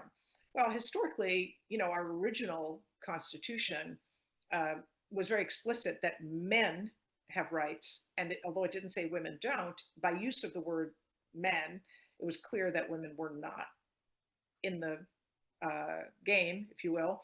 Then we had the Civil War, which ended with the Reconstruction Amendments, 13th, 14th, and 15th. 13th abolished slavery, most people know. 14th created equal protection and due process rights for persons, but it also gave voting rights just to white men. Most people don't remember that part. And then the 15th Amendment, a few years later, gave voting rights to black men. Women were completely left out of the Reconstruction Amendments, which wasn't inconsistent with what our Constitution had provided before, but now it was clear. Now it was really clear. And what it meant, so this is around 1868, 1870, it meant that although the Constitution now says that persons shall have due process and equal protection rights. When women went to court after the 14th Amendment was adopted in 1868 and said, well, we're personal protection rights, the court said, no, no, women are not women. And they never explicitly said that. They just never recognized women as persons from 1868 on until, and most of my students finally became person amendment in 1970, which was not that long ago. When women became person, however, the most important aspect is how we became persons and what it actually meant. The case was called Reed versus Reed, which is why I have a daughter named Reed. Oh, I didn't know that. Knew you had a daughter. It's one of the reasons. I didn't know that was one of the reasons. Oh, by the way, so your internet, it's not, people were asking if the stream got delayed. For the last 20 seconds, your internet connection went in and out. So we only heard a little bit about 1972 onwards. You might want to start up to the Reed v. Reed, because it wasn't you, it was the Zoom. So over the last 10 seconds, people didn't exactly hear what you said. Okay. So in 1868, the 14th Amendment was adopted. It gave equal protection of the laws to persons, but the Supreme Court made very clear right after that not persons. And if you weren't a person under the law, you couldn't assert equal protection rights. Women tried right after 1868. Women tried to go to court and argue, well, we are persons, so we have equal protection rights. No. The Supreme Court consistently declined to entertain equal protection claims on behalf of women who were treated unequally. And that didn't change until 1971, when the Supreme Court said, okay, fine, women can be persons. Only in 1971 did we become persons. And you might think that's terrific, except that the court said women's personhood rights under the 14th Amendment will be subjected to unequal enforcement. So we got unequal equal rights, which makes it really hard for people to grasp, comprehend, understand. How the hell can you have unequal equal rights? How is that possible? Well, the reality is it is possible, and it is the law, and it is still the law today. It was the law as of 1971. We have been fighting ever since then to bump ourselves up from unequal equal protection rights to full equal protection rights. And the device we embraced to make that happen is called the Equal Rights Amendment. You look frozen to me. Are you frozen? Yeah, because the Zoom was buffering. I froze my camera so your audio would be better. Now they can hear you. Okay, good. So since 1971, and even before that, women were fighting to establish the Equal Rights Amendment as another amendment to the Constitution, because remember what I said about the 14th Amendment, what it took away, well, what it didn't give to women was voting rights and equal protection rights. So women said to themselves right away, we need to go fix the Constitution with our own amendments. First, we'll get voting rights, which we did. It took a long time. We didn't get them till 1920. With the 19th Amendment, we got voting rights. And then immediately, led by Alice Paul and the National Women's Party, we went from voting rights immediately to a proposed Equal Rights Amendment to fix the 14th Amendment's equal protection problem and make women part of that. That went nowhere for a long time, from 1920 when it was 23 when it was first proposed until 1971, when we were rising up and getting Congress to pay attention. And there was a lot of momentum in Washington to get Congress on board with proposing the ERA, which under Article 5 of the Constitution means once Congress approves it, it then gets sent to the states for ratification by 3/4, which is 38. 38 states would have to approve the ERA. Well, coming up to 1971, there was so much momentum for the ERA that we just assumed it was going to be successful. There was so much support for it. It was the civil rights movement, and women were part of that. I don't even separate out women's rights and civil rights, because civil rights are women's rights and vice versa. So the problem was, again, these moneyed interests didn't want women to succeed with the ERA. So the Supreme Court kind of got involved, if you will, in taking some air out of the ERA's balloon by giving us personhood in 1971. Remember, the ERA was eventually passed by Congress in 72, sent to the states thereafter, and it kind of fizzled because you have to both get Congress and then the states to approve a new amendment. Well, on its way to Congress, so again in 1971, the Supreme Court kind of injected itself into the controversy by deciding Reed versus Reed and giving women personhood, albeit third class personhood, because women's equal protection rights would be unequally enforced. And when it did that, there was a lot of celebration because we were at least persons, but we knew it wasn't good enough. So we continued to fight for the ERA, but our argument was weaker. It took some of the air out of our balloon because we couldn't now say to Congress and to the states, we're not even persons. You need to do this ERA thing because we don't even have personhood. So it was both good and bad, if you know what I'm saying. And in my view, the Supreme Court did that on purpose to weaken the political fight for the ERA by giving us a little bit of what we were demanding. And nonetheless, we got the ERA passed through Congress a year later, but here's what happened. Until 1971, the ERA simply said equality of rights under the law shall not be denied or abridged by the United States or by any state on account of sex. Very simple.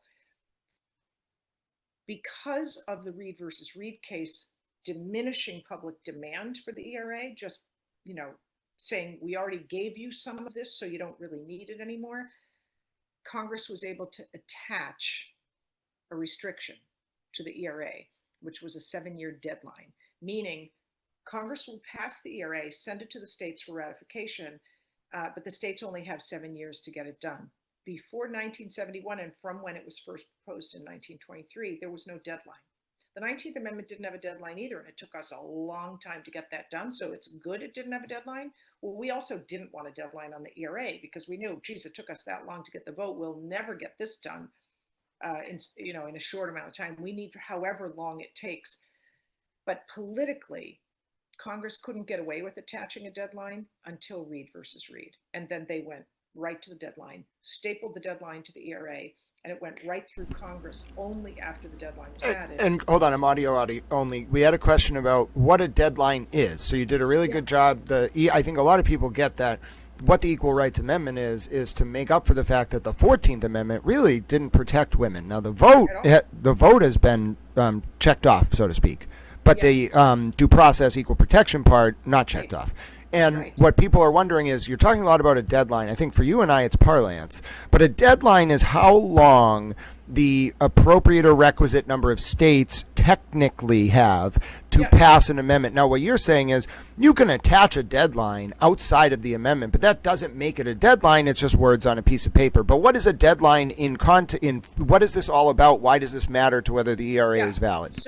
So because without a deadline, women would have as long as they need to get the states to ratify once Congress approved it. Again, under Article 5, the way the amendment gets amended, the way the Constitution gets amended is Congress has to propose an amendment and then it has to send it to the states who have to ratify it by 3/4 of the states. That's 38.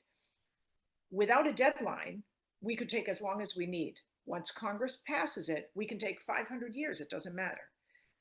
But Congress attached a deadline after the Reed case, which they could not have gotten away with politically had Reed not happened. So a lot of academics like myself do criticize the Supreme Court for doing what it did in the Reed case because it made it possible for Congress to get away with attaching a 7-year deadline.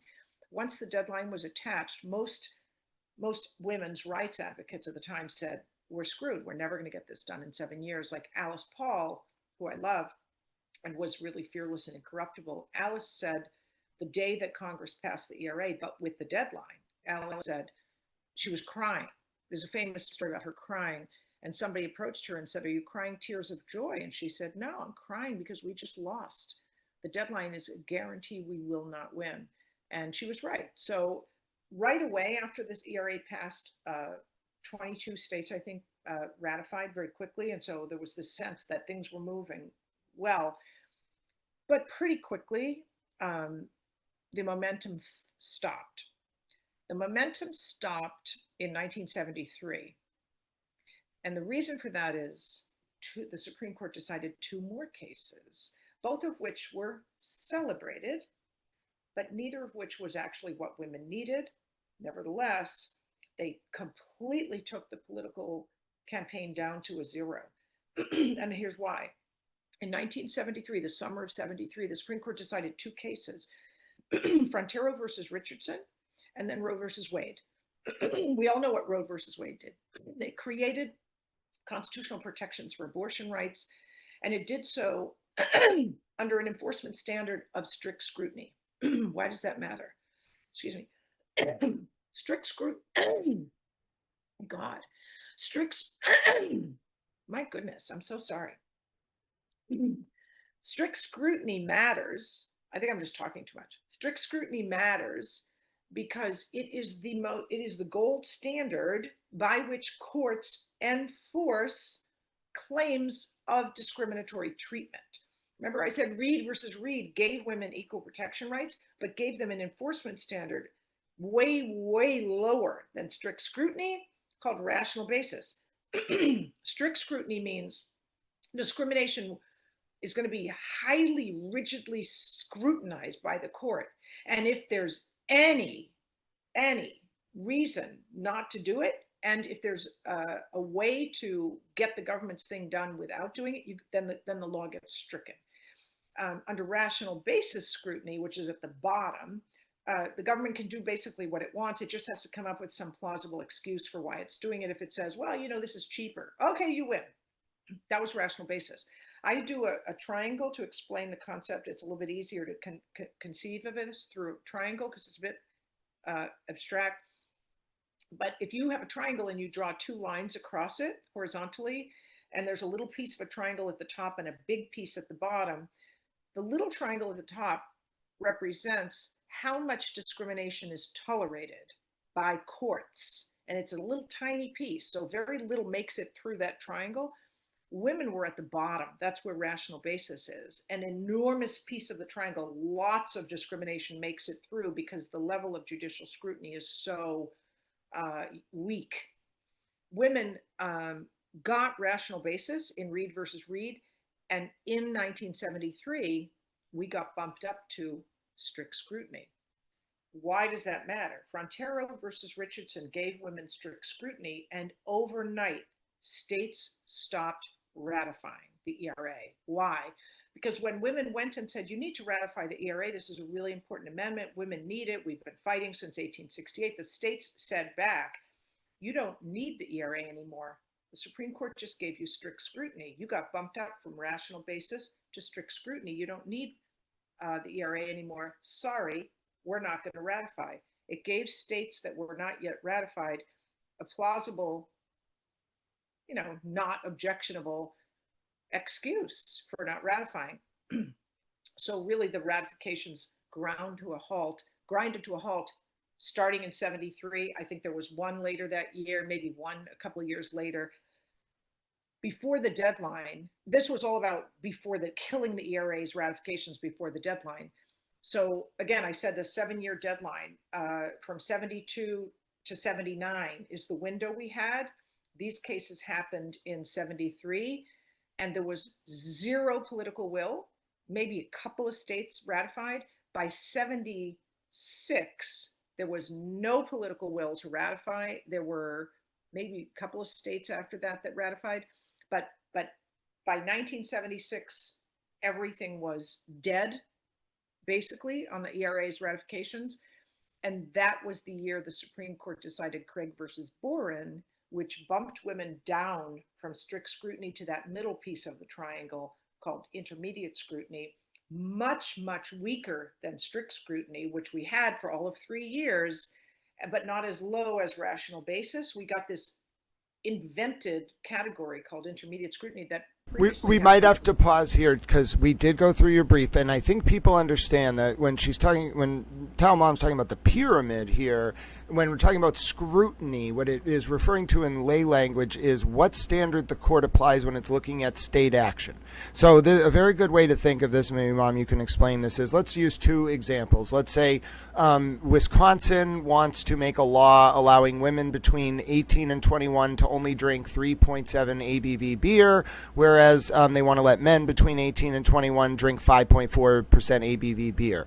Let's say the Virginia Military Institute wants to only allow female cadets but not male cadets. Can you explain the three different standards that the court could apply in those cases to determine if the state's action met the sufficient burden? So rational basis, intermediate, strict scrutiny. Well, let me put it to you this way, because it's a little difficult to do it through those case examples. Um, Because those are the two cases on point?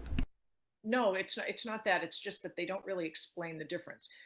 Under strict scrutiny, the government cannot discriminate against a group of people unless there is a compelling reason and there's no other way to uh, accomplish their compelling reason but for this degree of discrimination.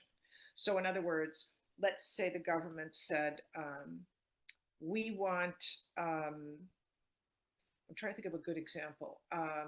We think there ought to be, black only water fountains, for example. And a black person goes to court and challenges this as discriminatory. The court has to ask itself this question: is separating water fountains based on race a compelling government interest? Well, there was a time when the government would have argued, I'm not saying this would work today, but this is what they would have said. Yes, because we need to protect people from each other's germs from different races. Let's say they said that. The court would say under strict scrutiny, that's not a compelling government reason to separate people because you have no statistical support for that claim that drinking from the same water fountain causes a public health problem. So you don't have a compelling reason to discriminate. And even if you did, you have to also show that this idea of separating water fountains is the least restrictive means by which you can protect the public health. This assumes you actually have a public health claim.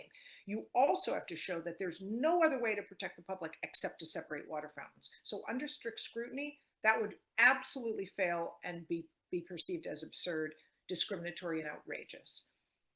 Under intermediate scrutiny, if, for example, the issue was that the government passed a law saying we're going to require the proof in cases involving violence against women to be more onerous than violence against other kinds of people. And let's assume women sued and they go to court and say, this is discriminatory. Number one, under strict scrutiny, the government would have to prove that it had a compelling reason to treat violence against women worse. They would have to have a compelling reason. Under intermediate scrutiny, they only need an important reason.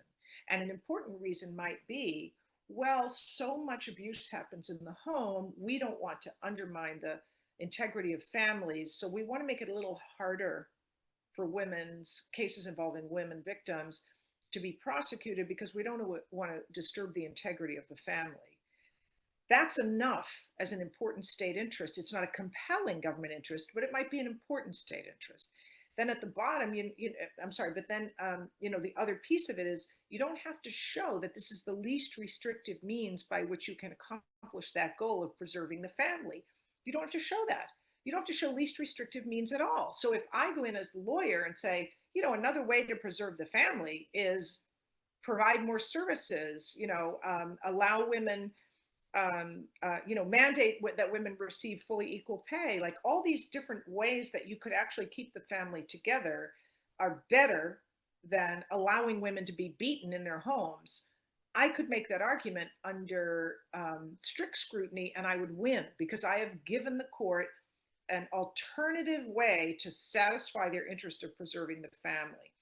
Under intermediate scrutiny, because I'm not allowed to make the argument that there's another way to do this that's less discriminatory, that imposes less on women's rights and equality. I can't win under intermediate scrutiny, even if I can show that there's another way to do this that's less imposing on women. That's the difference between For example, would a separate but equal facility meet the threshold under potentially? I know it didn't in VMI. Potentially. Yeah. And another good example is, which I mentioned earlier, women are not protected under the Massachusetts hate crime law. That would be illegal under strict scrutiny, and it's legal under intermediate scrutiny. And then go ahead. No, because the state could make the argument that there's an important reason we don't include women in this category, and that important reason is fill in the blank. It might just be that it's difficult to differentiate between hate crimes against women and crimes against women that aren't technically hate crimes. The kind of administrative burden of figuring out the difference could be an argument that you could make under intermediate. You could never get away with that under strict. And then going to strict scrutiny. So I think a lot of people get a little nervous about this because they think, oh, strict scrutiny means men are going to be in women's locker rooms, women are going to be in men's locker rooms. That's not what it means. But let's hold on. Let me just explain the test, because you use very complex legal terms, which I love. Some people love, but let me just translate it. What it is once we get up to strict scrutiny, which you will explain, it's not that the government can never create something like a female-only locker room. It's that there's a three-pronged test. Could you explain that, and then why it's so important to have this heightened test, and why it doesn't mean that men are going to be in women's locker rooms, which people just don't understand. It doesn't mean there never can be a law treating men and women differently. It's what the government has to assert as the reason, and the court has to apply a higher test. Exactly. And so just as an aside and kind of another way to conceive of this, it's legal equality doesn't mean sameness. I mean, black and white people aren't the same. They have different colored skin, right? So they're not the same, but being equal under the law is a different issue. So let's say under strict scrutiny, for example, let's use the locker room examples, because in Massachusetts, I'll use the locker room, but I also want to say under that race gets strict scrutiny, and yet there are laws that are allowed to discriminate based on race. For example, if a movie director is making a film and they want to hire a black actor, they're allowed to choose a black actor without somebody saying that's racist, even though it is racist, because they're choosing a person based on race. Why is that allowed? Because under strict scrutiny, a law that allows movie companies to choose people based on race when it's necessary for their artistic endeavor, under strict scrutiny, you can do that. If there were no scrutiny at all, if everything was about sameness, there would be no small triangle of opportunity to do things that are necessary for other reasons and justifiable under the rigid standard. So it's kind of like an exception to the Fair Hiring Practices Act. It is. It's okay. BFOQ, but also the point is, no one's ever thought that strict scrutiny meant sameness, because there have always been these legal doctrines recognizing that differentness is not inequality, but you have to be careful, right? You can't have separate but equal schools, for example, after Brown versus Board, which is great, logical, and it would have been asinine to continue to push the Plessy rule. But the reality is Plessy versus Ferguson, which allowed separate transportation for black and white people, right? It wasn't even about schools. Plessy was about trains, I think. You could put people who are black in one train and separate them from white as long as they got the same train. Separate but equal is not tolerated generally under strict scrutiny. It is very tolerated under intermediate scrutiny, which is why, for example, in the university context, we have a separation of Title IX and Title VI. Title VI covers all sorts of categories: race, religion, national origin, ethnicity, and is subject, in terms of what Title VI speaks to, it prohibits discrimination in education based on those categories. And it actually also includes non-education. It includes federally funded programs that aren't even about education. Women, on the other hand, got segregated out for Title IX. We wanted to just be added to Title VI back in the 60s when we were fighting about this. We just wanted to add women to Title VI. Extremely well-funded sources said, no, we'll give you your separate law, and we'll call it Title IX, and that'll just be for sex. And it'll be treated differently and worse than Title VI. Well, wait, that's not fair. And you're talking, just to clarify, you're talking about the Civil Rights Acts, which were started in, I think the first one was in 55, but the real robust one wasn't until 64. And then there were amendments to the Civil Rights Act, like the Education Amendments in 71 or 72, and then the Title IX amendments. What you're really talking about is the full canon of civil rights laws that exist, but that's separate from the Constitution. Title IX only applies to education, but the point is when women were fighting in the 60s for equal rights under both the Constitution and under civil rights laws, we said we want to be part of the 1964 Civil Rights Act, which includes Title VI. Stick us in there, which prohibits discrimination in federally funded programs, including schools. We want to just add sex as a category. Please do it. This was simultaneous with us asking for equality under the Constitution with the ERA. We had these two things going.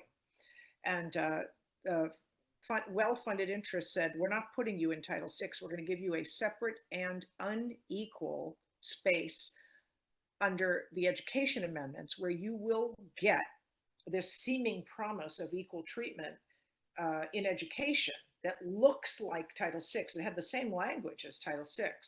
So that when you go to school, you're going to be treated the same as race, national origin, et cetera.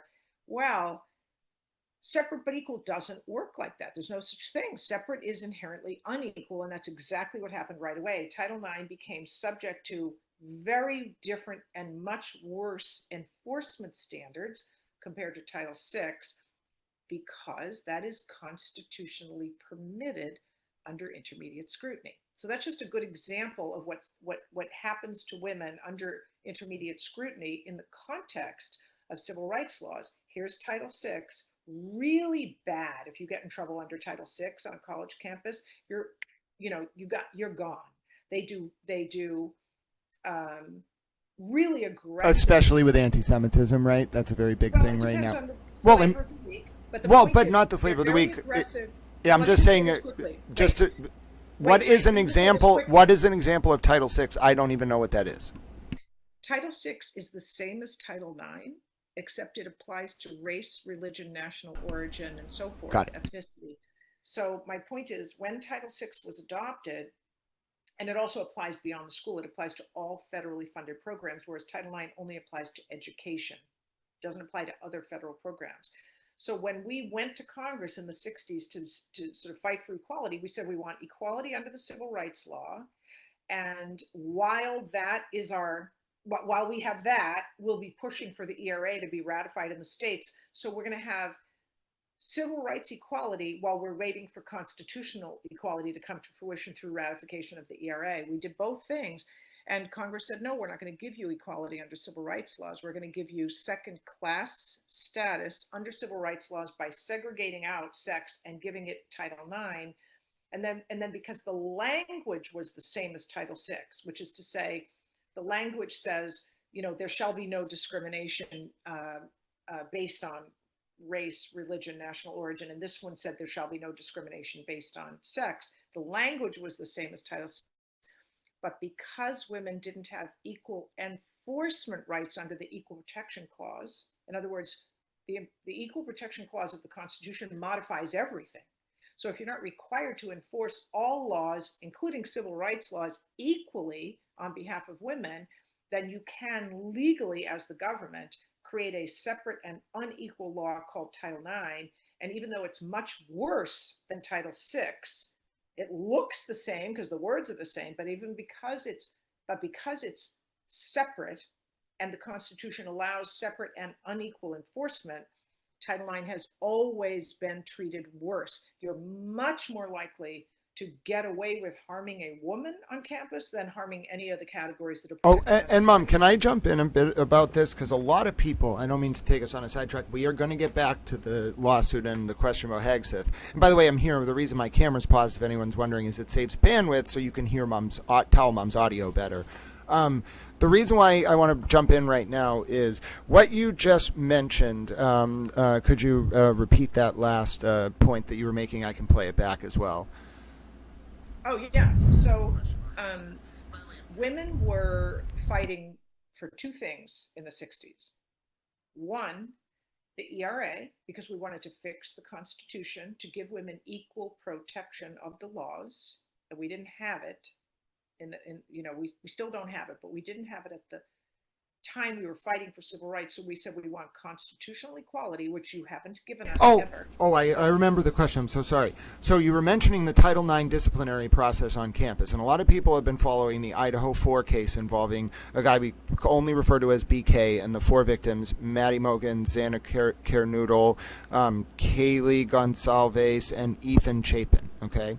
Now this case is very brutal. I know you've probably seen a little bit about it on social media, but some of the new documents that have come out and that what people want to hear your perspective on is, what do you feel about the fact that Brian Koberger BK was pursuing a degree at I believe it was Washington State University at Pullman, and his own professors were reporting that they couldn't give this man a PhD because he was getting so many complaints from the female students on campus. How often do you see female students trying to bring reports to campus administrators and it just being silenced? And how much of that might be playing into why there's so much hush-hush about what BK was doing prior to the Idaho 4 murders?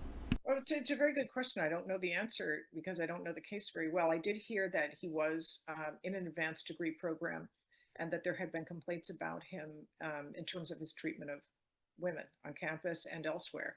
Um, it is unequivocally true that schools disproportionately ignore threats to women, violence against women, sexual assaults, all forms of discrimination. It's sort of one of the reasons why on a campus, whether K to 12 or beyond, um, if you use a derogatory word about an Asian person, a gay person, if you use a slur that's based on race, you will get expelled. Maybe not forever, but you'll get in bad trouble.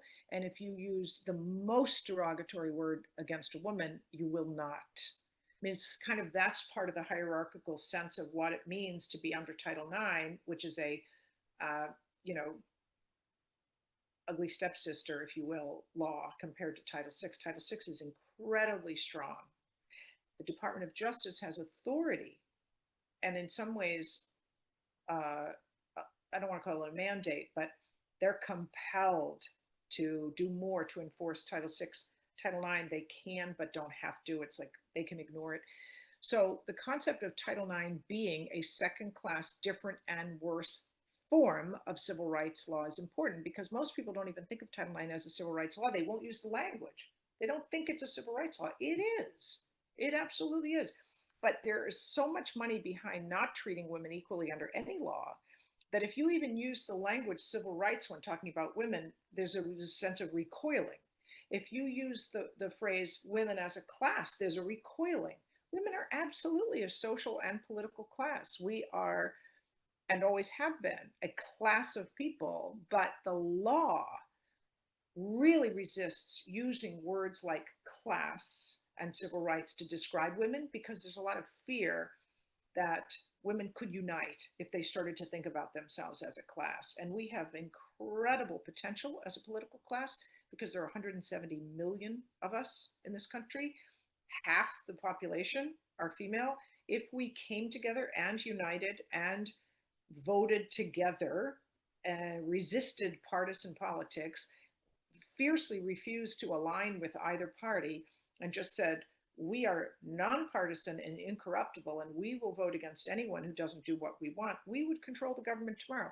The fear of that is so deep in the government that they do things like manipulate linguistics to inhibit women from seeing themselves as a class.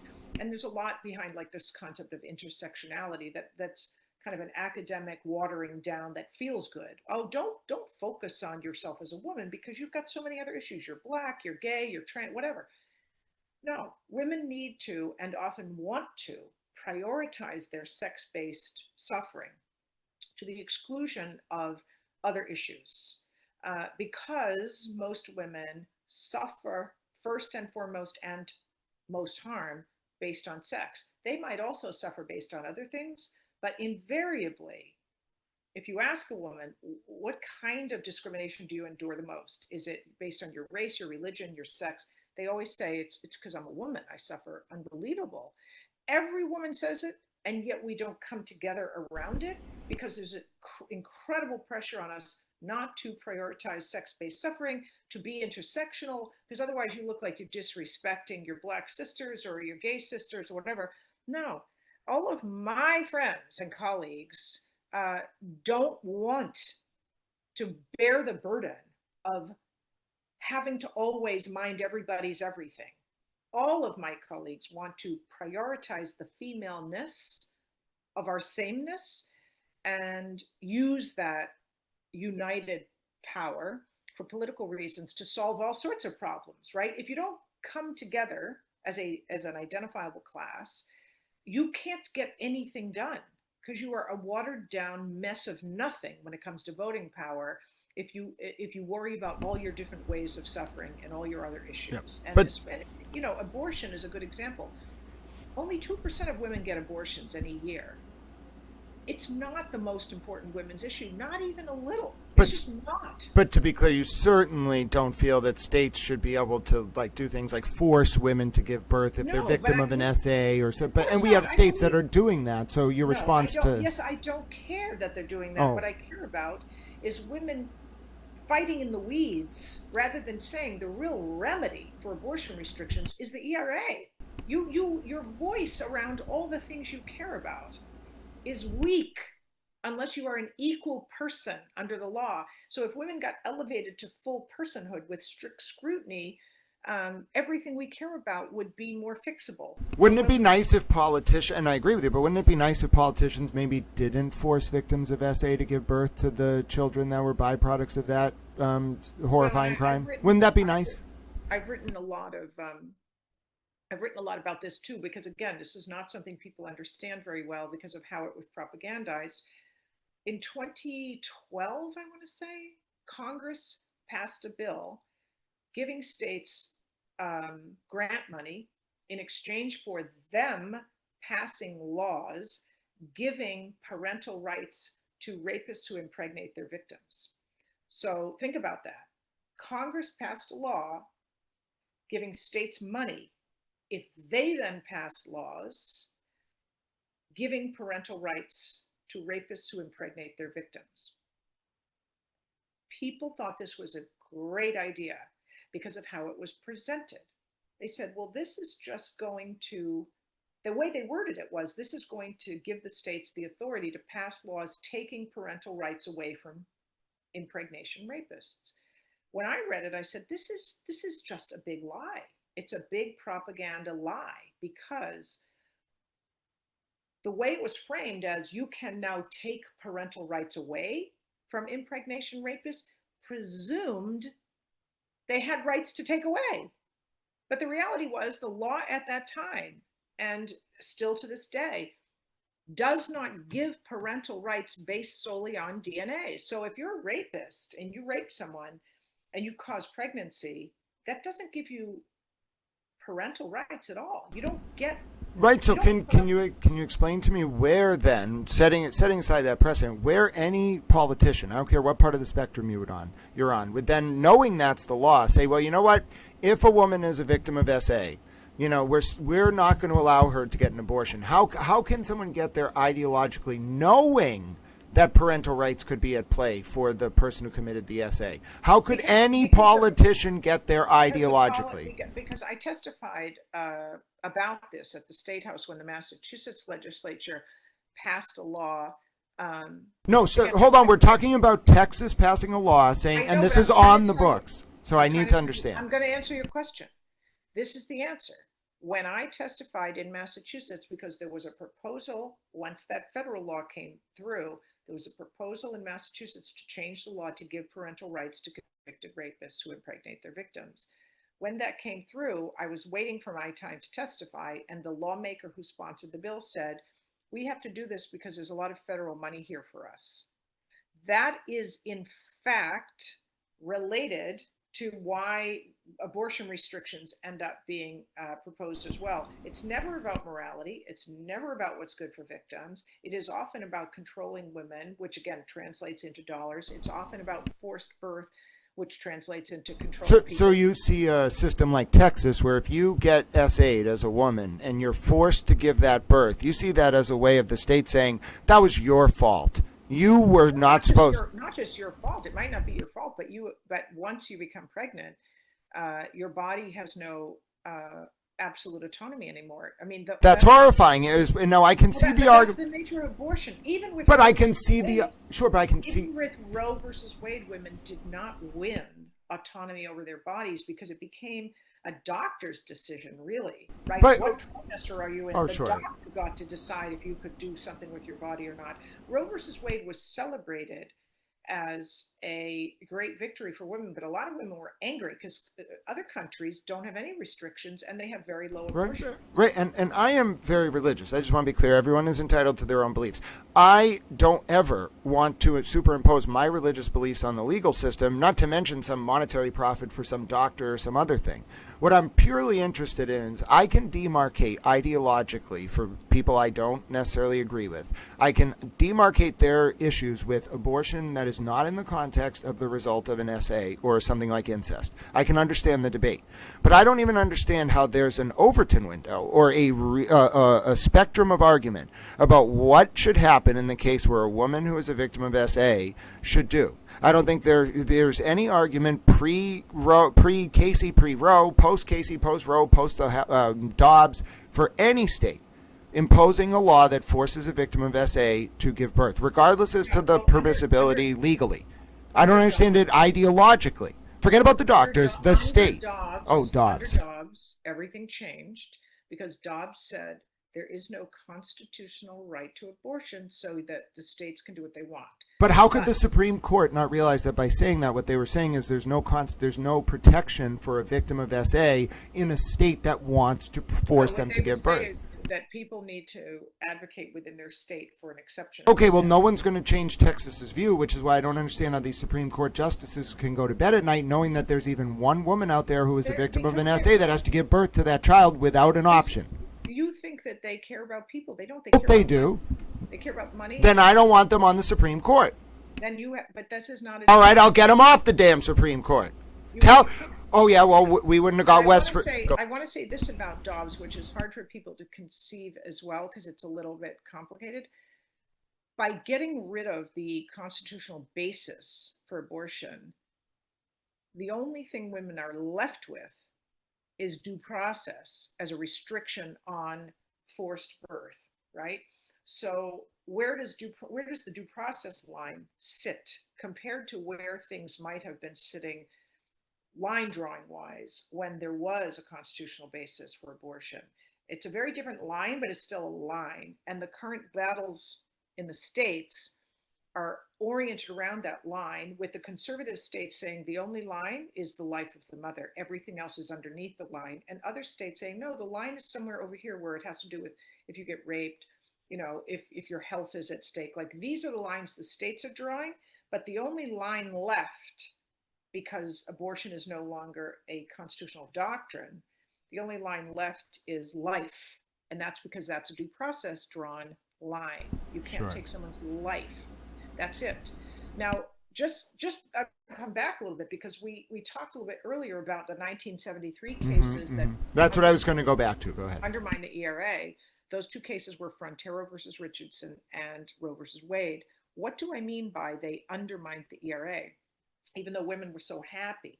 Well, as I explained, Frontero gave us strict scrutiny, so all the support for the ERA died.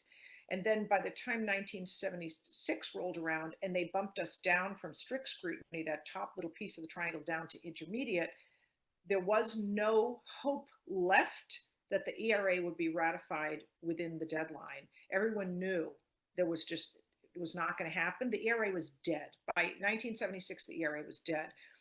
Roe versus Wade sort of sealed the deal on killing the ERA in a slightly different way. The Supreme Court was adamant that it was not going to treat abortion as an equal protection issue. It had to have a separate case where the issue of abortion was a thing unto itself, not part of equal protection. They didn't want women to argue that abortion was an equality issue. And do you think this is because we have not seen a new fundamental right defined under the Equal Protection Doctrine for 50 years or more? Is it a hesitancy by the court to expand the scope of fundamental rights? No, it's not just that. The Supreme Court wanted abortion to be excluded from Equal Protection Doctrine. Forget fundamental right. Remember, there's two categories that fall under equal protection. One is fundamental right. One is a class-based classification. Mm-hmm. Those are two different things. Mm-hmm. Sometimes they overlap. Mm-hmm. The Supreme Court wanted abortion nowhere near either of those categories. Okay. So it created its own rule and just called it, our ideas about abortion. Which was more about medical, doctor, state. They called it a penumbral interest. Sure. This, that, yeah. They just made sure. Well, they called it the penumbra of interest related to the doctrine of privacy. They called it a penumbral interest, meaning lots of different aspects of the Constitution contribute a little bit to this. What was it? 4th, 6th Amendment, 14th? Privacy, due process. They just mixed it all up into soup and called it a penumbra, which they invented. They invented the penumbra the same way they invented intermediate scrutiny. How's that any different than any other unenumerated right? Well, that's true, except that lots of rights are unenumerated, and we can't pretend that that there's actually such a thing as true textualism. I mean, corporations got equal protection rights when Santa Clara County v. Southern Union Pacific, 1886. When you give somebody, when you give a corporation equal protection rights and everyone agrees it's not in the text of the Constitution, you can't then say that you're a textualist, right? So. What do you mean you're a textualist if you're a textualist, which I am not, you're a textualist when you want to be, and you're an interpretivist when you want to be. Yeah, but consistent with that is when the Supreme Court just makes stuff up, like intermediate scrutiny. You call it making stuff up. What I would say is that it's and you were mentioning this earlier about the political machinations for change. We have to think about Ackerman's theory of subconstitutional dualism, because that properly frames not only FDR's supermajority in the 30s, but also West Coast Hotel v. Parrish in 37, which was not the Supreme Court making stuff up. It was undoing Lochner because of the political pressure on the court from FDR's supermajority, which means these two things are intertwined. You can have Supreme Court decisions that are not driven by money or ideology, but instead by political pressure on the structure of the court. And remember, you can say that, but then ultimately that's also only about money and power. But yes, but my point is, Congress is not impeded in its ability to influence the court. It can affix the start date of the court's terms. It can pack the court. It can impeach justices. You can think what you want. My rather cynical view after many years in this business is that there's only one strategy. All the different branches participate in effectuating it, and they pretend to have disagreements when it suits our fancy because it keeps us busy thinking it matters who we vote for. It doesn't. Well, but that part ties into my argument, which is that's why I love Ackerman's, who's a law professor at Yale, We the People Foundations, Volume 1, 2, and 3. His argument is that most of the time we're just in cycles of normal lawmaking, which is exactly what you're talking about, the usurpation. Maybe, except that Ackerman doesn't support the ERA. Well, okay, but hold on. Let me just get to the point. I promise you I'll listen to your critique of his position on the ERA.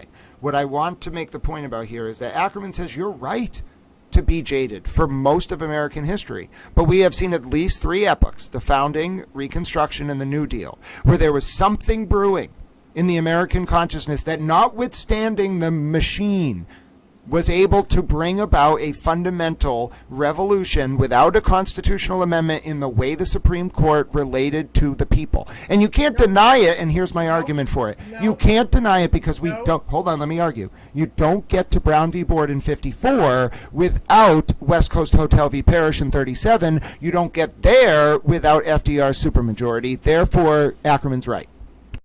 I don't agree at all that there were ever periods of time when the Supreme Court was not completely controlled by corruption. Whether in the beginning they had opportunities to write their words in lofty style because they were new.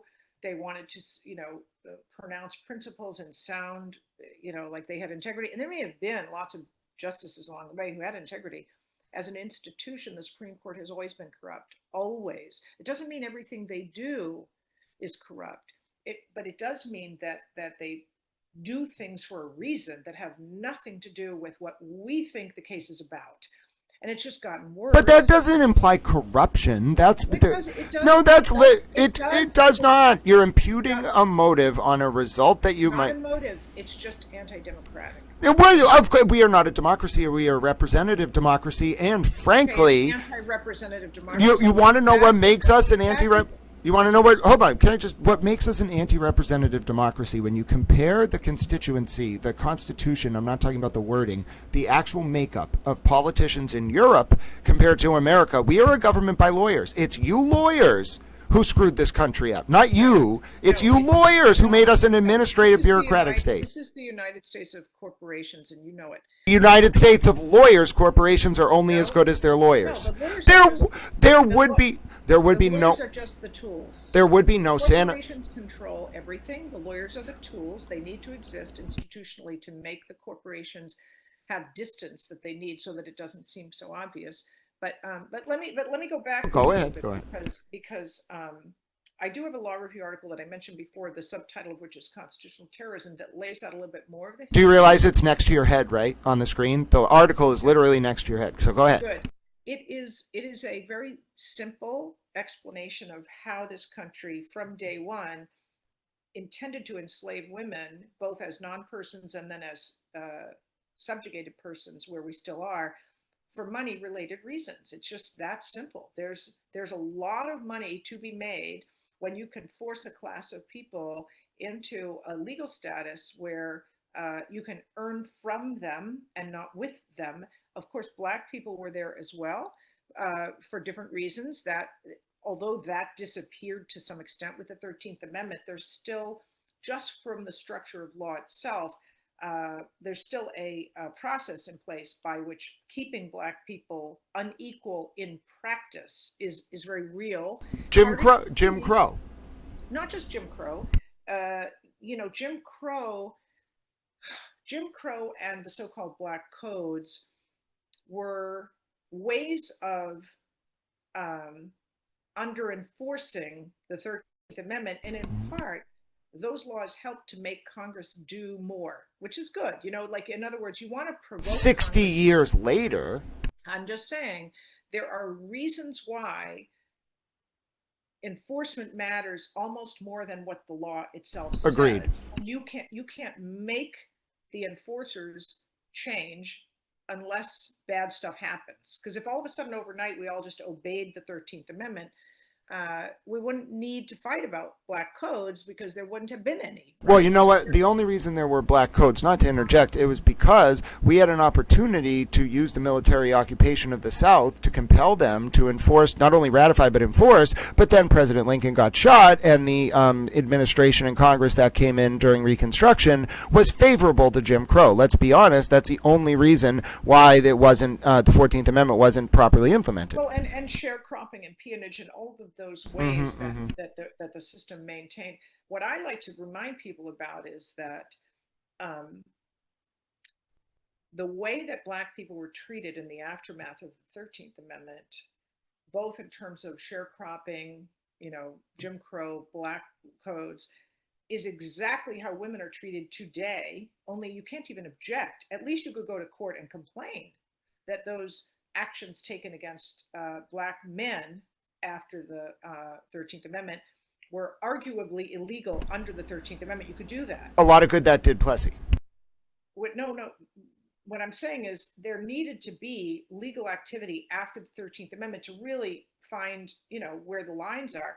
We don't even have that. Like, women, you can't even go to court and complain about unequal treatment as a woman because the Constitution allows it. So, when you think about like sex trafficking, which is a form of slavery, but because women aren't entitled to equal protection against slavery, it's legal to disproportionately enslave them. Even if you could prove that sex trafficking as a systemic matter discriminates against women, if I went to court and said, listen, this is discrimination against women, look at all these sex trafficked women, it's discriminatory, the judge would say, yes, it is, and that's legal.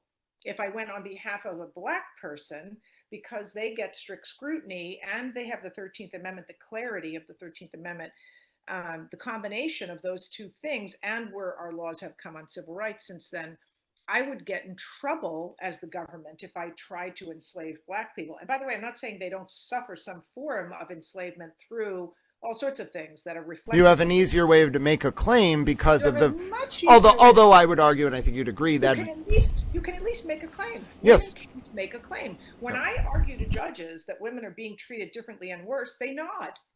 They don't object. They're like, yeah. And what's your next point? So anyway, this brings us to the ERA. To your lawsuit, that's what I wanted to ask. It seemed like you found a novel way here to bootstrap in a claim, and my reading of the brief was it was an opportunity to say, look at what argument, if the ERA was valid, I could make in this context. And I don't think a lot of people were saying, well, does she want women to be in the military or in the draft? It's not really about that. It's using this as an example. What would the ERA look like, and what standard would be applied? And maybe that's what you want to tell us about now. Yes. Oh, and by the way, don't forget the Hagseth question, but let's talk about the lawsuit first. Definitely relevant. As I mentioned much earlier, there's not a lot out there that's black and white about men can, women can't. This is one law where it's explicit.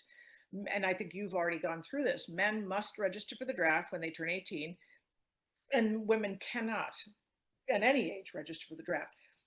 So that's been the law for a long time. It was constitutionally challenged in the 80s, and the Supreme Court ruled in Roscoe versus Georgia that it's okay not to put women in the draft because they can't fight on the front lines of combat under military policy. And if we do call for a draft, which by the way, we haven't had since the early 70s, if we do call for a draft, the people in the draft pool need to be militarily ready. Women aren't, because we can't put them on the front lines. Therefore, the Supreme Court said that's a legitimate reason under intermediate scrutiny to have a discriminatory law that says men must register for the draft, women. And this was in 83? 81, I think. So it was between the Beer case and VMI. Yeah. Oh, that's good. I want to add that to my repertoire of. Intermediate scrutiny is still the standard today. No, of course, but. It was an intermediate scrutiny case that said it's okay to discriminate against women in this context because women can't fight on the front lines of battle. Right, and I wanted to just pull out here, the intermediate scrutiny is the key takeaway. We now have 3 cases on that, the Beer case that we've learned about. Right. No, of course, we haven't learned about a lot of them. There are so many, and I go through a lot of them in my law review article just to explain where the doctrine has been applied. But many people will argue, isn't intermediate scrutiny good in some ways because it allows some discrimination that might be favorable? Sure. For example, women can get affirmative action under intermediate scrutiny. No, it's a fiction. If you think intermediate scrutiny is good for women because it's the thing that will protect women from having men in bathrooms, which we talked about before. Sure. The answer is no. Because as an exception to strict scrutiny, one of the ways in which you get around strict scrutiny prohibitions, right? So strict scrutiny is very strict, doesn't allow discrimination unless there's a compelling state interest. One of those compelling state interests is safety. Another one is privacy. I mean, the government has often recognized that safety and privacy are legitimate bases for making the argument that separate treatment is okay. You can't just say, well, I feel like I want to be private, so I'd like separate space. The point is not that you're going to prevail. It's that it's a legitimate basis for arguing an exception in the same way that you can argue an exception when Hollywood wants to hire a Black person. It's a legitimate argument. It doesn't mean you win, but it's a legitimate argument. So you're saying they can do it under strict scrutiny too. That's important to remember because also it's not. Let's also remember, to be fair, it's not rational basis. Some people only have rational basis. Which is that's right. Trans people only got rational. Well, children of. Go ahead. In Spermeti, one of the bad things going on right now is that LGBTQ advocates, the ones that are corrupt, the ones that actually don't support equality, even for gay and trans people, They have been asking courts for intermediate scrutiny, knowing full well that they could ask for strict. They Mm-hmm. might only get intermediate, but they could ask for strict, but Mm-hmm. they're not even asking. They're asking for intermediate and then claiming to be the heroic lawyers of these marginalized groups. That's pissing women off because we're over here arguing for strict scrutiny. They are using the word sex categorically, which is fine, but asking for only intermediate scrutiny and in that sense disrespecting the fight for the ERA that has been demanding strict scrutiny for decades. So there's a little bit of tension there. But I work with some trans groups. Many of them signed on to an amicus brief in my case that we're talking about, and they're also pissed off that certain corrupt advocates for trans and gay people, all the LGBTQ law firms that are making all the headlines, are harming LGBTQ people by only asking for intermediate scrutiny. And they don't have an answer to the question, why aren't you asking for strict? You might win intermediate, but why aren't you asking for strict? At least shine a light on the nature of the problem, because that's where equality rests. It's up there with strict Sure. scrutiny. Sure. And I just want to. Yeah. They won't answer. Yep, and I just want to point out, we don't talk a lot about it, but rational basis is the kind of thing, they're not asking for that, obviously, those groups, but rational basis is, and we don't talk about it a lot because these are the most unheard, that does exist too for some of our most vulnerable people who don't even get intermediate, don't talk about even strict scrutiny being on the table, they'll never get it. And now these groups, there aren't a lot of them, it's like children of undocumented immigrants, age rational basis, yeah. But the point about intermediate is everyone agrees it is second class legal status. Everyone agrees it's wrong. But it's not third class. So it's like we have first, second, and third, basically. Yeah, and then there are people who will say, well, I'll just be happy with second because at least it's not third. Yeah. No. I'm not telling you how to feel about what you end up with. If you want to be happy with second, that's fine. You can never persuade me that it's acceptable as a lawyer to go into court and say, I represent a gay man and I would like you, judge, to treat him as a second class person. That is unethical. That is I get it. Yep. And so I get that point. So let's now transition back, no pun intended, to the point. And we are very tolerant, by the way, on this channel. The rules in the chat, which we enforce. Tell Mom doesn't see the chat, but no being discriminatory, no being derogatory, no sea lioning, no gaslighting, and then no Kate Peters. Anyway, so the question that I wanted to ask you next is about the draft. It was a military readiness question. So let me go back to the lawsuit. Well, specifically to bring you back to the narrow point of the military readiness question, the previous case that was decided, you were saying intermediate scrutiny in 81, it was because women really weren't allowed to serve in combat roles. But right now, as a lot of people know, a lot of our best fighter pilots, women. It's not just that. A lot of our... In 2015, yeah. So 10 years ago, all military branches allow women on the front lines. Oh, sure. The basis for roster has disappeared. All military branches allow women on the front lines. That's a different issue than leadership. All military branches allow women on the front lines. Therefore, the basis for roster is gone. Does that include the special forces? All branches. Wow, all that's great. Everything, yeah. So since 2015, there has been a bit of a, chess game about who's going to get the case to the Supreme Court first to get them to overturn Rosker. And let's pause here. So the reason why there's room to move to overturn this is there's been what's called a change of circumstance, because the prior case was decided when women could not serve in combat roles. Now we know women are in combat roles. Now, not every woman who goes into every branch is going to be in a combat role, but there are women in combat roles. It is permissible as of now, and we're going to get to whether that will change or not. But right now, women are in combat roles on the front line fighting daily to protect our country. Yeah, and they have since 2015.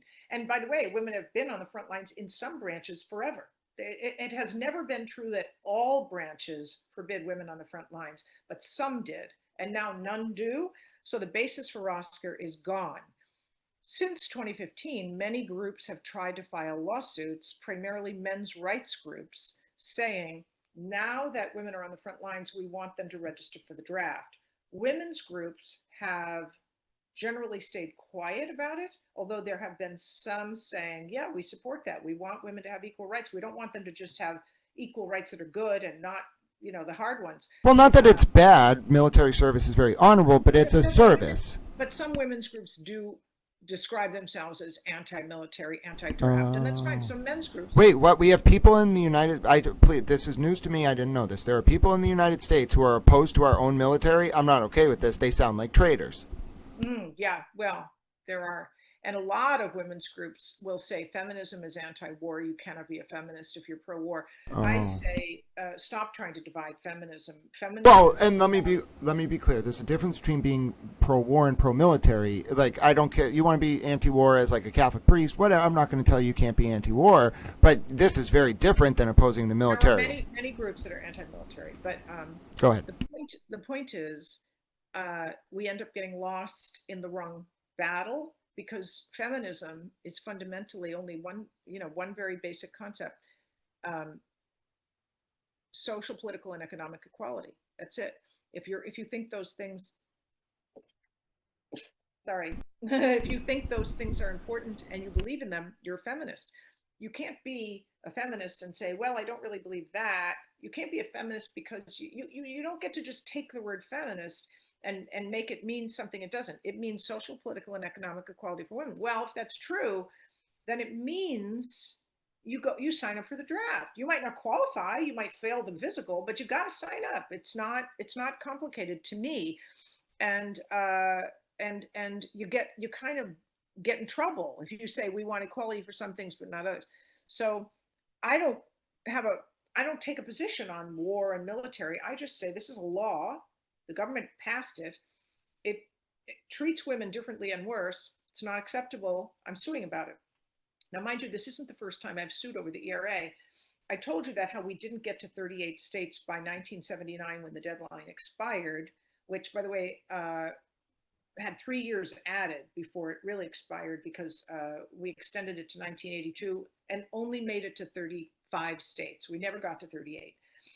People assumed the ERA was dead because the deadline expired, but then the 27th Amendment was ratified. And this is what's called, I'm eating a Pringle, the Madison Amendment, which has to do with congressional pay. Yes, the Madison Amendment was ratified in 1996, I think. God, I used to remember that. And yeah, I think it was. Anyway, or 19, well, whatever, maybe you can. Might have been 92. 92. When the Madison Amendment was ratified by the 38th state, women went nuts. It was 92, because that amendment had passed Congress in 1789. They got 203 years to ratify. And it was only about the timing of congressional pay raises. So women were like, what? Why would an amendment about the timing of congressional pay raises have 203 years of a window to get the states to ratify, but women's equality got only 7 years, 10? What? That is unacceptable. So we started fighting again and saying, we will not accept an arbitrary restriction on our amendment where you give over 2 centuries to this other amendment. We're going to fight, get 3 more states to ratify, and then you want to argue about the deadline. We'll go to court and argue in the courts that the ERA's deadline is invalid because of the 27th Amendment. So that was our plan. And then things got really good in 2012 for women, because the United States archivist, whose job it is to put new amendments in the Constitution once they get ratified by the last state, issued a public letter. And the letter said, if the ERA gets 3 more states to ratify, I will put it in the Constitution regardless of the deadline. And I won't count any of the states that tried to rescind, because rescissions aren't valid. So we all went like, wow, are you kidding me? 2012, we got this invitation from the archivist to go get 3 more states, which we did. We got Nevada in 2017, Illinois in 2018, and Virginia in 2020. Well, when the 2020 final vote came around from Virginia, the archivist reneged, said, no, I'm not putting it in. Why? Well, Trump was in office at the time. Trump's Department of Justice issued an opinion letter saying, you can't put it in the Constitution because of the deadline. President Trump. You're talking President Trump? President Trump at the time. This was early 2020. So I sued the archivist to force him, at the time it was a him, to put the ERA in the Constitution, not based on his promise, but because the 38 states ratified and the deadline was not valid. We had very good constitutional scholars on our side who, in addition to the 27th Amendment argument, said, you can't put a deadline on how long the states have to ratify because, number one, how constitutions get amended is described in Article 5, and there's nothing in there about deadlines. And number one. Number two, you have to have a balance of national and state rights powers. There has to be a balance. If you give Congress the power to put a deadline on how long the states have to ratify, you've just given all of the power to amend the Constitution to Congress. States really have no role because they can put a short deadline on what they don't like and a no deadline on the things they like. It's just outrageous. It's a federalist versus anti-federalist question. It's a federalist argument. That's right. And it's not complicated. And a lot of scholars agreed with us that the deadline is outrageous, really outrageous. Mind you, deadlines are also fairly new. For the first, until the early 1900s, no amendments had deadlines. It was kind of an invention around the time of the Prohibition Amendment, kind of an invention that Congress came up with to force the states to support prohibition. When you can put a deadline on, you can then spend enormous amounts of money to pressure the states to ratify. And that's why they did it. Then the question, started to come up, well, can they do this? And we don't really have a good, clear answer from the Supreme Court. There's been some dictum in a couple of cases that suggests it's okay for Congress to put a deadline in. But again, it's not a holding. So then, one of the issues was, well, why did the Supreme Court say that Congress might have the authority to impose deadlines? And the answer is because they think there should be some degree of contemporaneity between congressional proposal and state ratification. Well, they did. You're saying they did in 1921 under the Dillon case, but that makes no sense in light of the Madison Amendment. Well, not only that was 100 years ago, right? So the country is a little bit more complicated these days.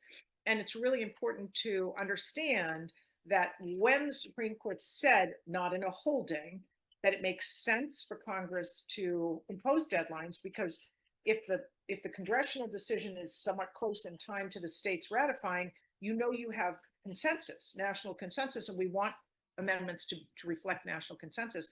Obviously, deadlines don't really serve that purpose. Number one, because a 203-year gap on the 27th Amendment obliterates the idea that deadlines are even remotely valid. But the second argument is that consensus is improved by contemporaneity. You can have consensus, as we do with the ERA, and there's been, 50 years or however long it's been since it passed, 72, whatever year we're at. We've got consensus around the ERA. And it's been a certain number of years. So if consensus matters, deadlines shouldn't matter, right? Consensus should matter if we care about that.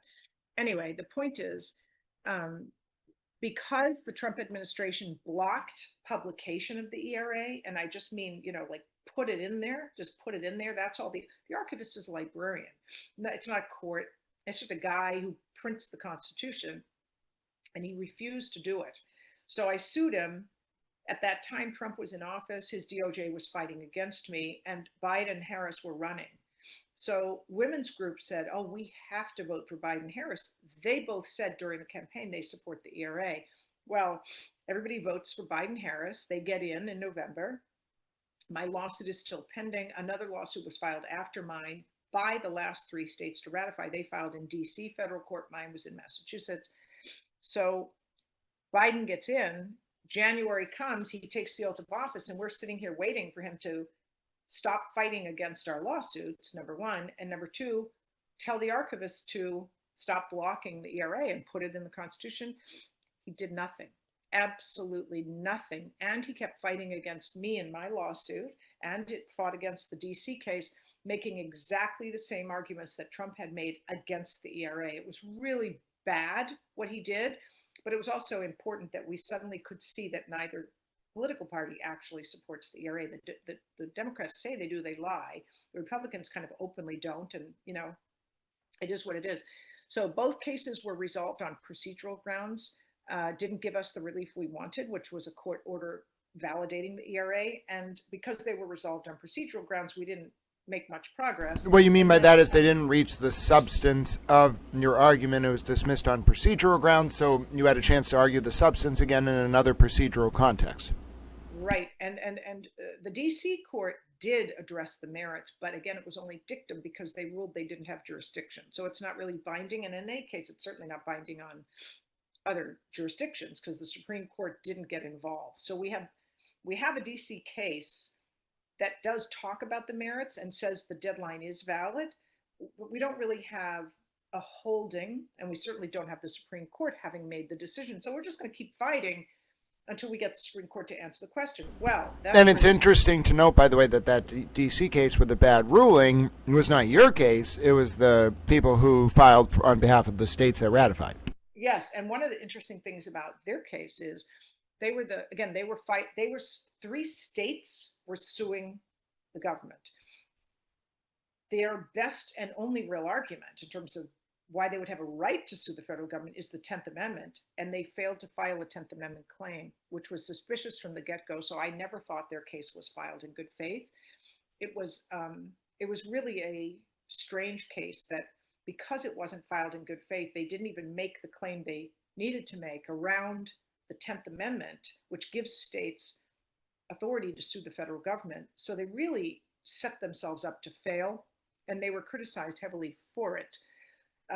We, in the meantime, we lose our case on standing grounds, which was also illegitimate. And my two best standing arguments were just ignored by the court. When we appealed to the First Circuit, I said, you can't just ignore my two best standing arguments and resolve the standing question on the one you like the best. I made these other standing arguments. You can't just ignore them. And the court ignored them, just ignored my best standing arguments, which, just tells you something. Standing doctrine is often political and not legal. So it is what it is. Flash ahead, 2023, a guy named Vikram Valame, an 18-year-old college student, filed a lawsuit in California federal court against the Selective Service Act, men must register for the draft law, saying it discriminates against men, that men have to register for the draft and women don't. He said, this hurts my feelings as a man, so I have standing, and he refused to register. Is he some kind of communist? No, he actually works for the Cato Institute. He's a right-winger who opposes the military.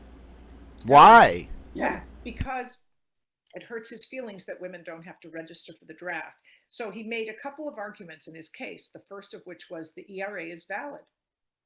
So, I'm watching this case saying, oh, so here's a guy who supports my argument that the ERA is valid, that the deadline is not valid.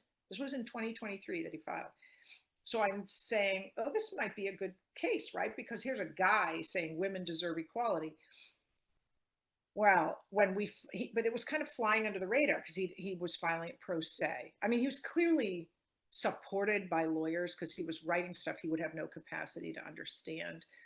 And he was doing it while working at the Cato Institute. I mean, it's just so obvious that he was pretending to be pro se just so nobody would pay attention. But the case was designed to go to the Supreme Court, to give the Supreme Court an opportunity to kill the ERA, but in a men's rights case where he wouldn't even be asking for what we would be asking. Wait. So the last pro se case that I really read about going to the Supreme Court wasn't even pro se. It was Gideon in 63, where Abe Fortas got appointed in forma pauperis, or whatever it is in the Latin, and he didn't even get up there pro se. So are you saying this guy, Vic Valame, filed pro se, and now this is on its way to the Supreme Court? Did he get appointed counsel in forma pauperis?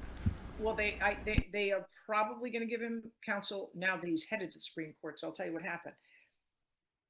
He did it pro se to make sure nobody paid attention because this case was going on a rocket ship to the Supreme Court. And we were told by the American Constitution Society that his case is going to the Supreme Court. And they always have their ear to ground on which cases are going. So I didn't find out about it until late 2024. And I quickly filed my own lawsuit because I read the papers he filed. I read his briefs. He was asking the court to rule that the ERA is valid, but also asking for intermediate scrutiny, which is the most severe form of betrayal because The only thing women get from the ERA is strict scrutiny. It's the only thing. The Supreme Court has previously said women will get strict scrutiny when they get the ERA. It's the only thing, it's the only benefit the ERA gives them is strict scrutiny, mandatory strict scrutiny. So here this guy is saying the ERA is valid and I want it to be considered valid. And by the way, then women still only get intermediate scrutiny. And under intermediate scrutiny, Rosker has to get overturned because women are now fighting on the front lines. So I immediately filed my case, and I included reference to his case and saying, I'm filing this because this guy thinks he gets to go to the Supreme Court arguing not only for the ERA, which is fine, but arguing what the ERA means, which is continued subjugation of women. And he thinks he and the men's rights groups that he is assigned to are going to be the voice of women at the Supreme Court on the question, is the ERA valid? And do women now have to die on the front lines of battle because of the ERA? And by the way, let's just still keep them second-class citizens? Hell no.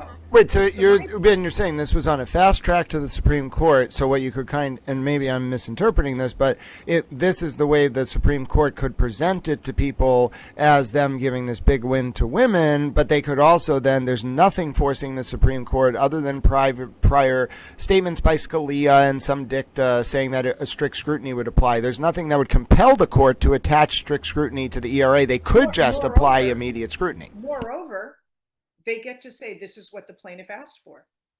Right. Well, that's of course what they would do. This comes back to the same issue I mentioned about LGBTQ lawyers. If you don't ask for strict scrutiny, the court can't give it to you.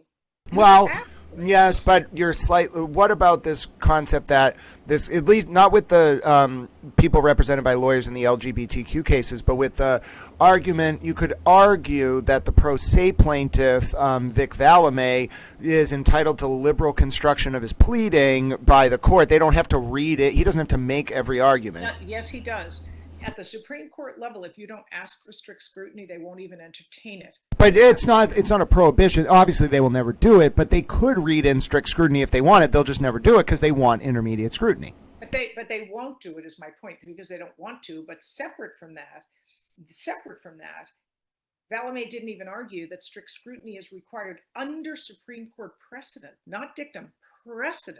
But isn't that why they liberally construe pro se pleadings? They assume you're not going to know how to do that? They still won't give it to him because that's the whole point of his case. I mean, you're missing my point, which is that his case was a strategic file for the purpose of giving the Supreme Court an opportunity to kill the ERA without even entertaining the voices of women. So they don't want to win at all. They just want to rule against it in the context of this case where women won't have a voice. So you filed your lawsuit. Overturn Rosker, make women die on the front lines of battle, but remain second-class citizens under intermediate scrutiny. But I thought so you like the idea of women being in the draft, but it's important to you if that happens, they get strict scrutiny. Well, that's my final line in my brief.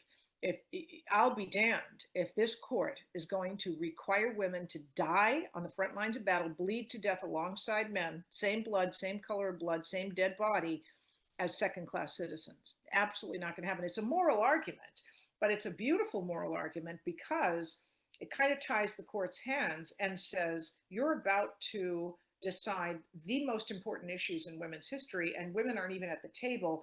So when I filed my case, I pled in the complaint, this is filed because this man has filed a similar case and he is committing malpractice against women.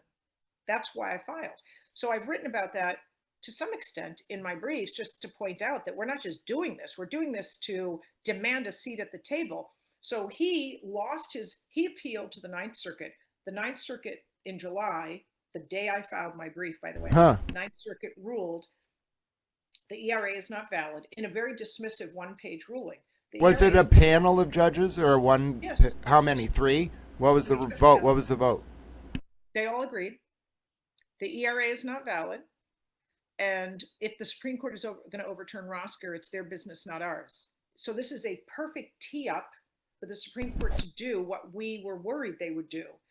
Rule on the merits of the ERA and overturn Rosker, requiring women to fight front lines and die and register for the draft, but as second-class citizens. That's exactly the case that the Valame ruling gives the Supreme Court it's a golden platter. So no ERA, rosters overturned, women in the draft, intermediate scrutiny.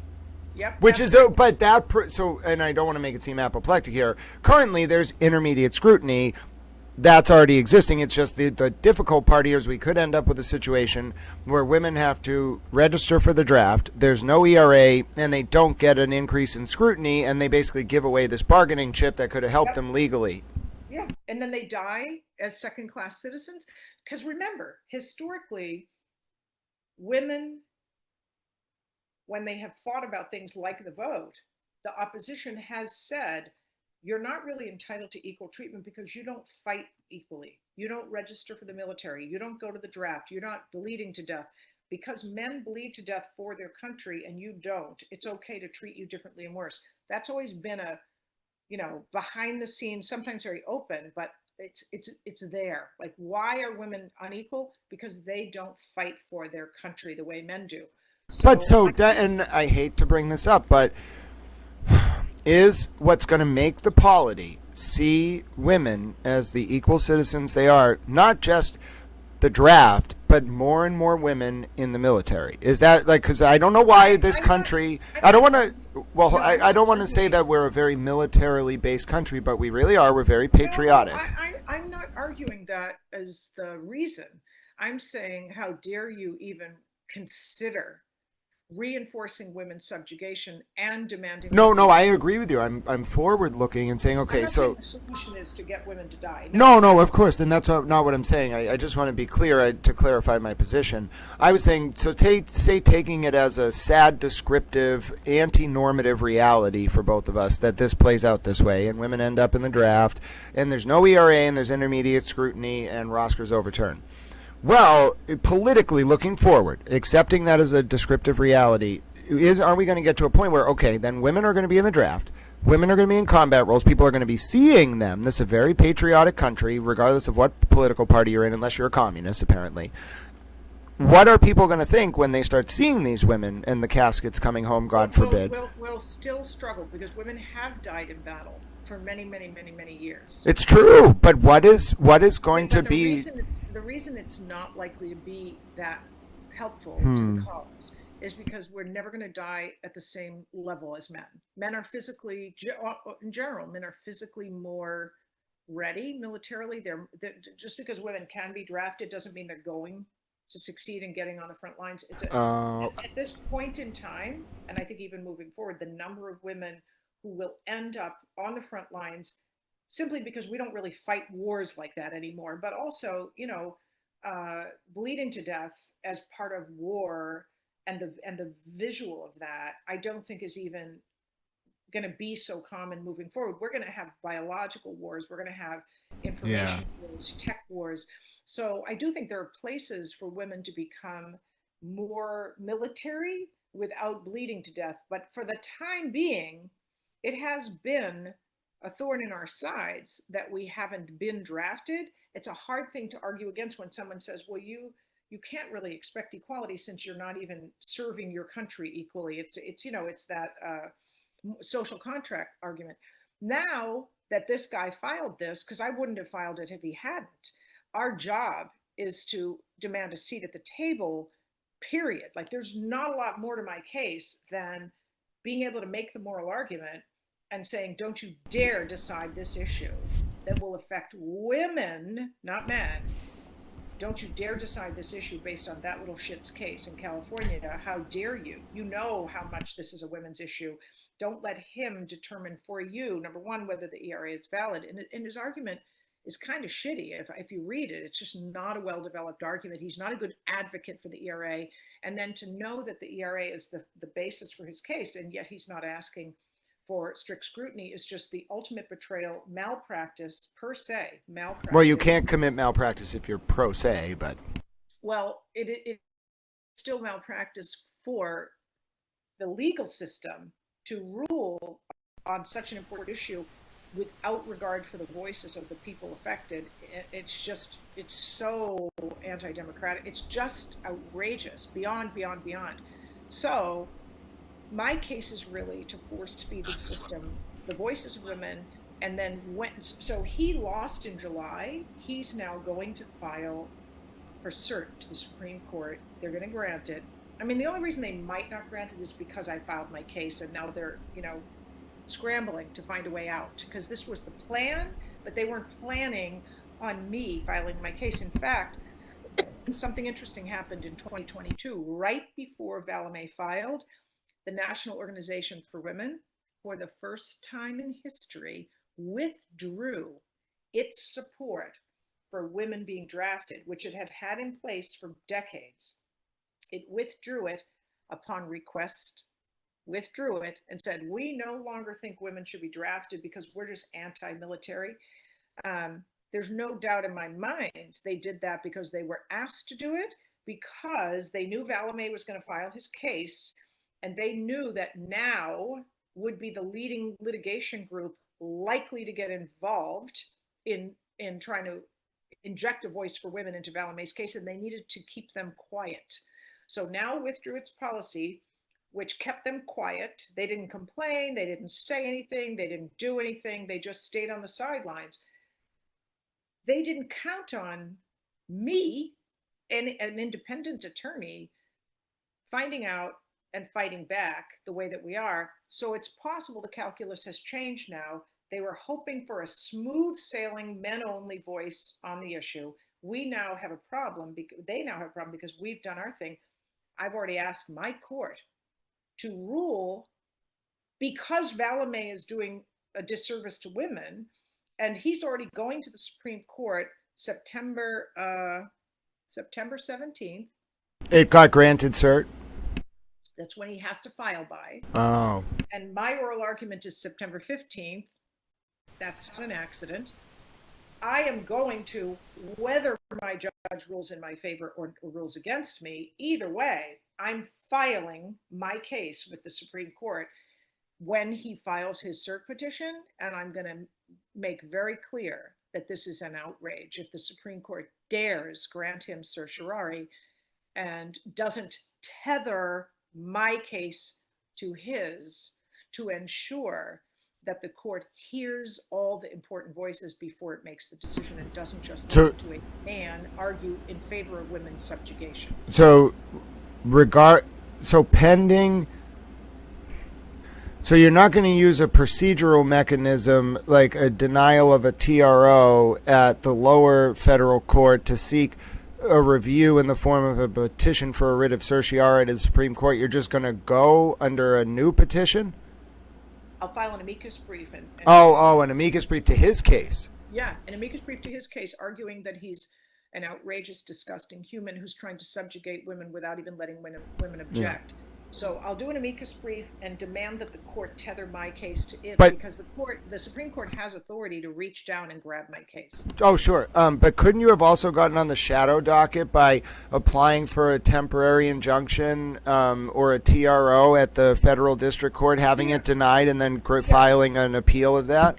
Yeah, but TROs cause too many delays. But just to get on the shadow docket, you could get that up to the Supreme Court on the no? Yeah, it's just, first of all, there's no guarantee, and TROs cause very bad delays. There's a case in New Jersey, I don't know if you've heard of this, there's a case in New Jersey where a men's rights lawyer represented a woman. I think the case was filed in a couple of years ago. Federal court case. It might be, I'm sorry, I think it's filed in New York, but it involves New Jersey, and I'll tell you why.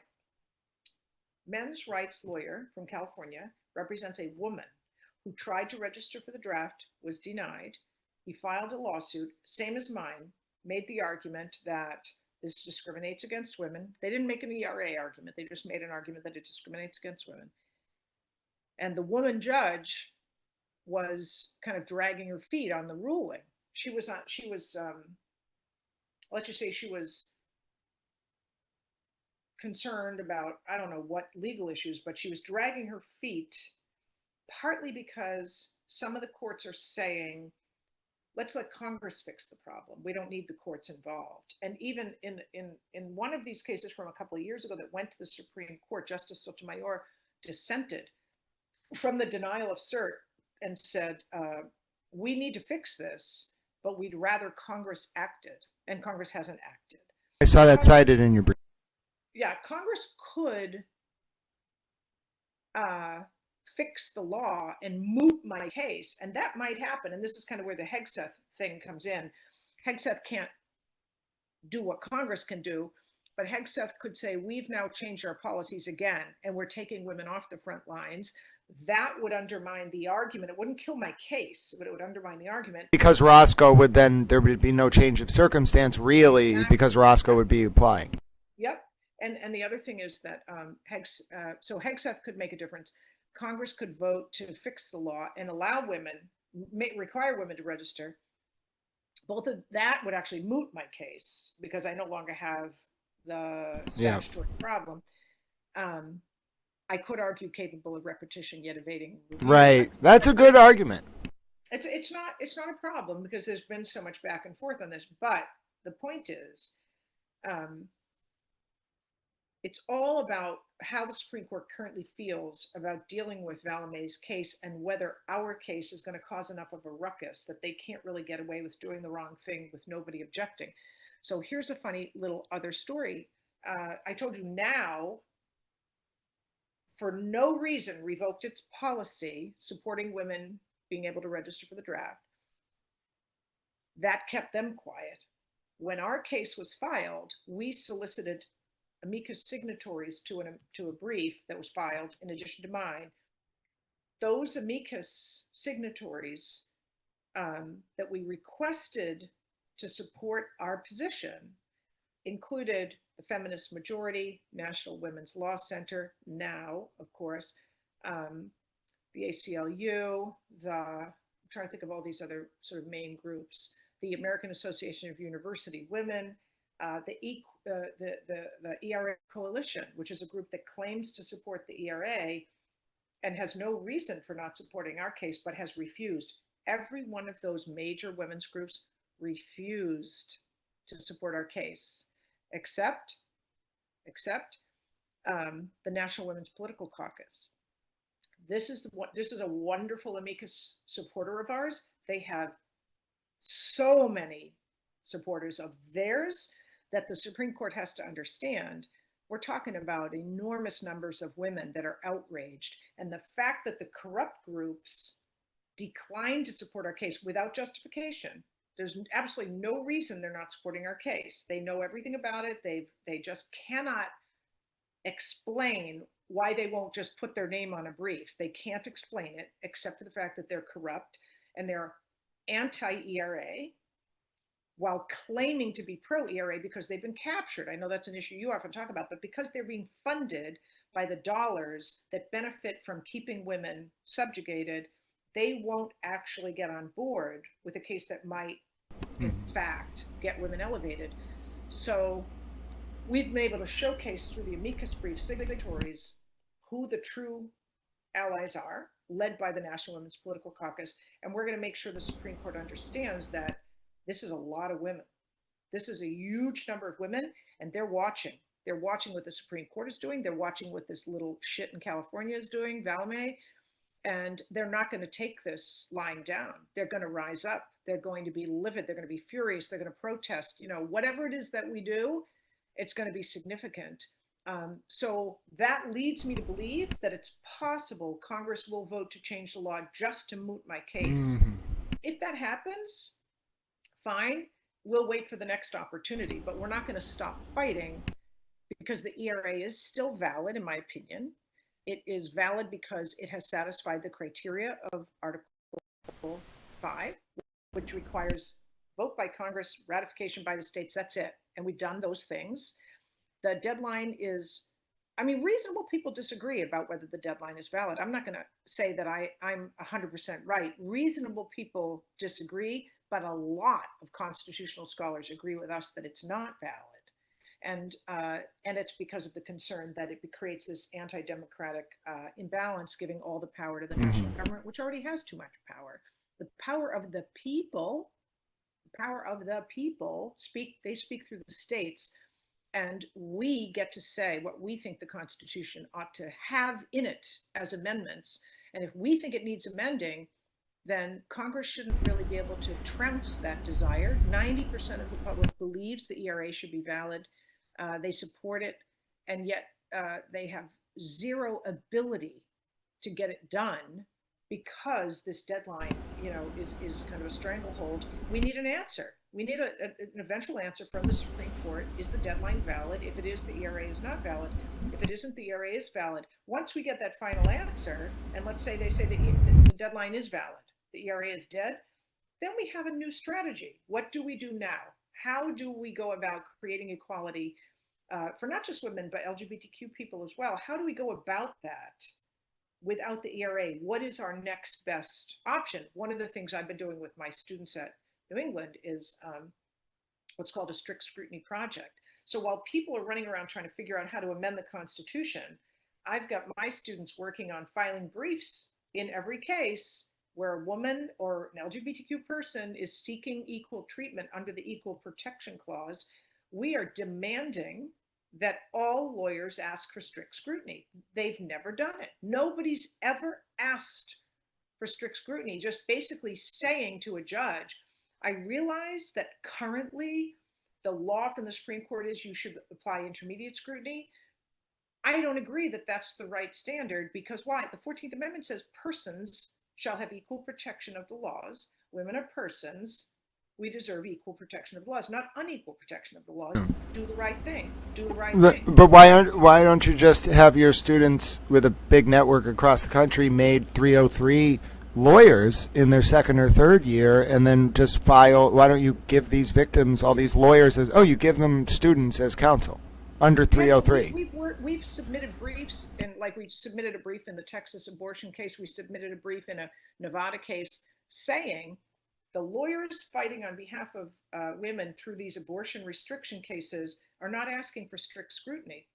They need to.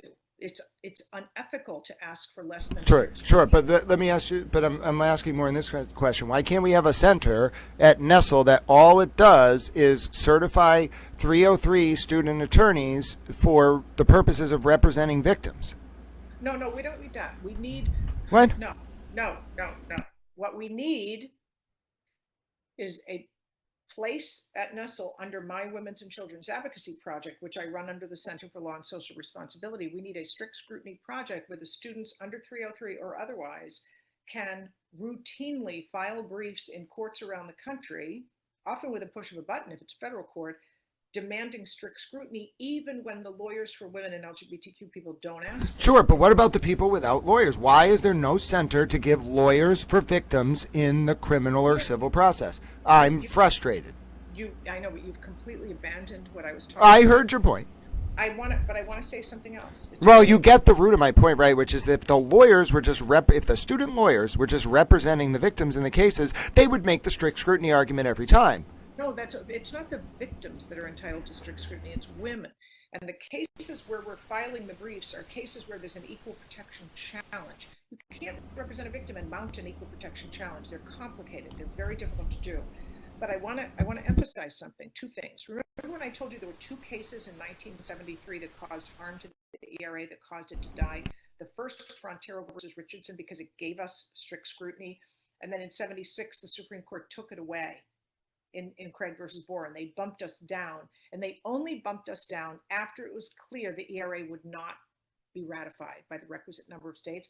The other thing they did in 73 was rule in Roe versus Wade. The Supreme Court ruled in Roe versus Wade that abortion would be a thing to be protected, and it could only be restricted under strict scrutiny. Yeah, we got strict scrutiny under both things. Yeah, protection and abortion. Well, guess what?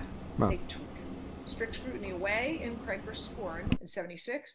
They took strict scrutiny away for abortion purposes in 1992, Planned Parenthood versus Casey.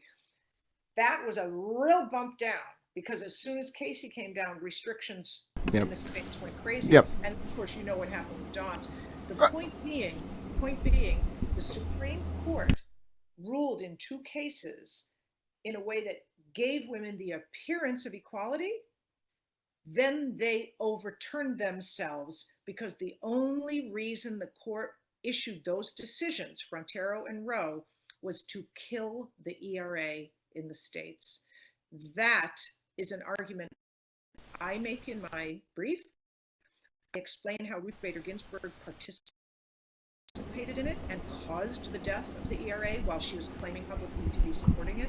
And I explain, and I'm not the only law professor who makes this point, and I explain how 1973, Supreme Court, two Supreme Court decisions were intentionally decided for the purpose of preventing the ERA from becoming part of our Constitution. Yeah. And I think we got in the weeds on that, but it was very important, and the strict scrutiny analysis is a key component of this.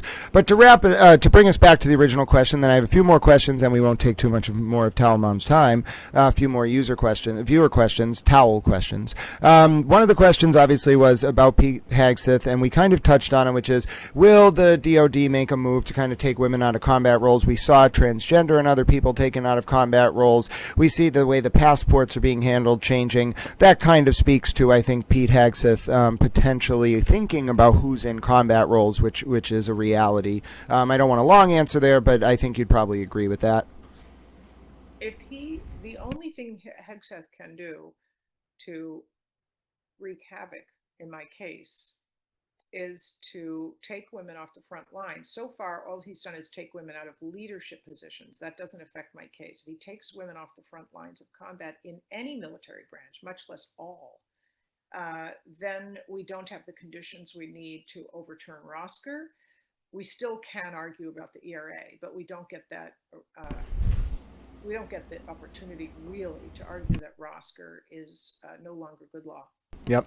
Excellent. Okay, so let's go to some of the other questions. We had a statement from Carla earlier, and I just wanted to give you a chance to weigh in on this because it was kind of what we were discussing before we went into your brief. Wouldn't there be situations where, akin to a domestic violence victim going back to her abuser over and over, where like there might be an inability to remember the victimization, shame, embarrassment, a lack of respect, previous trauma. And then you don't have to necessarily comment on that, but Carla also weighed in and said, have you ever heard of a situation where two cops were allowed to force a woman to show them and watch sexual videos and then threaten the victim if the victim asked for a female cop to look at those sexual videos? Have you ever heard of that? The law currently allows female victims to ask for a female cop, but it's treated like an accommodation. So if it's not reasonably available, they're not required to do it. There's just too much discretion built in there. They're supposed to, but they're not mandated, so they don't have to. A woman who is forced by a cop to do anything has the same grounds to sue as a person who sues because the police used excessive force when trying to stop them from committing crime. In other words, excessive force is a big doctrine, and people tend to think of it as what you do when you want to sue the police for shooting you when they could have just grabbed you. But it really applies across the board. Any cop who uses force on a victim can be sued for excessive force. We don't see it very often. We don't even hear about it really, but you have to be careful. So suing police is generally speaking disfavored, except for certain types of things. And the certain types of things tend to be oriented around the rights of drug dealers, because again, we're talking about an enormously influential industry. Drug dealers have basically the same stranglehold on lawmakers and others that they have, that the porn industry has. So if it protects profits for drug dealers to be able to sue for excessive force, then that's a doctrine that's going to be respected. Yeah, I think they call certain people legal realists. I think they call you a jaded legal realist. But I'm saying that as a commentary on the fact that no, civil rights cases do not only succeed for drug dealers. That's a broad overgeneralization. No, but you have to be naive if you think that you can sue a cop for anything. The fact is, a special rule exists for excessive force that if the law were not hand created to serve a certain industry, the rule about police misconduct would extend to all kinds of lawsuits, but it just isn't. Yeah, and I get, listen, and so for me, that's why I see not just the DOJ doesn't need to be reformed. Put me in there. Let me run a section of the Department of Justice that only goes after cops that take advantage of victims in criminal cases. No one will do it because I will rain hell down on them. Now it's not just me, okay? I need a whole team, but you have a division of the Department of Justice that's focused entirely on this. Watch how quickly it stops. Throw the handcuffs on him, it stops. You start arresting cops for doing this, it stops. I will perp walk them myself. You're trying to kill an ant with No, I'm trying to use a big stick. I'm trying to walk tall and carry a big stick. You can call me Teddy Roosevelt. You don't have to kill an ant with an elephant when the alternative would also work, which is to say, pass a law requiring police to notify victims that they have certain rights. It's only as good as its enforcement. You made the point to me over and over. I know what my life. Yes, I am going to create a division of the Department of Justice. What I'm saying is, to the extent it requires police to do something, it's the type of behavioral change that could give the law people, the law department, the bean counters, pause before they say it's okay, you can get away with that. That's okay, but still, that goes against the very premise of bright line reasoning. No, and let me just make the point. We as lawyers, I'm not a lawyer, but the legal profession looks down on cops, and we pretend like we don't. It's just, first of all, it's wrong, but we give them bright line reasoning because they don't know how any of this works. Do you know what they fear? You know what cops fear? Federal prison. Unless you tell cops that at every turn they're going to federal prison if they screw up, they will not care. They're not going to follow a victim's Bill of Rights.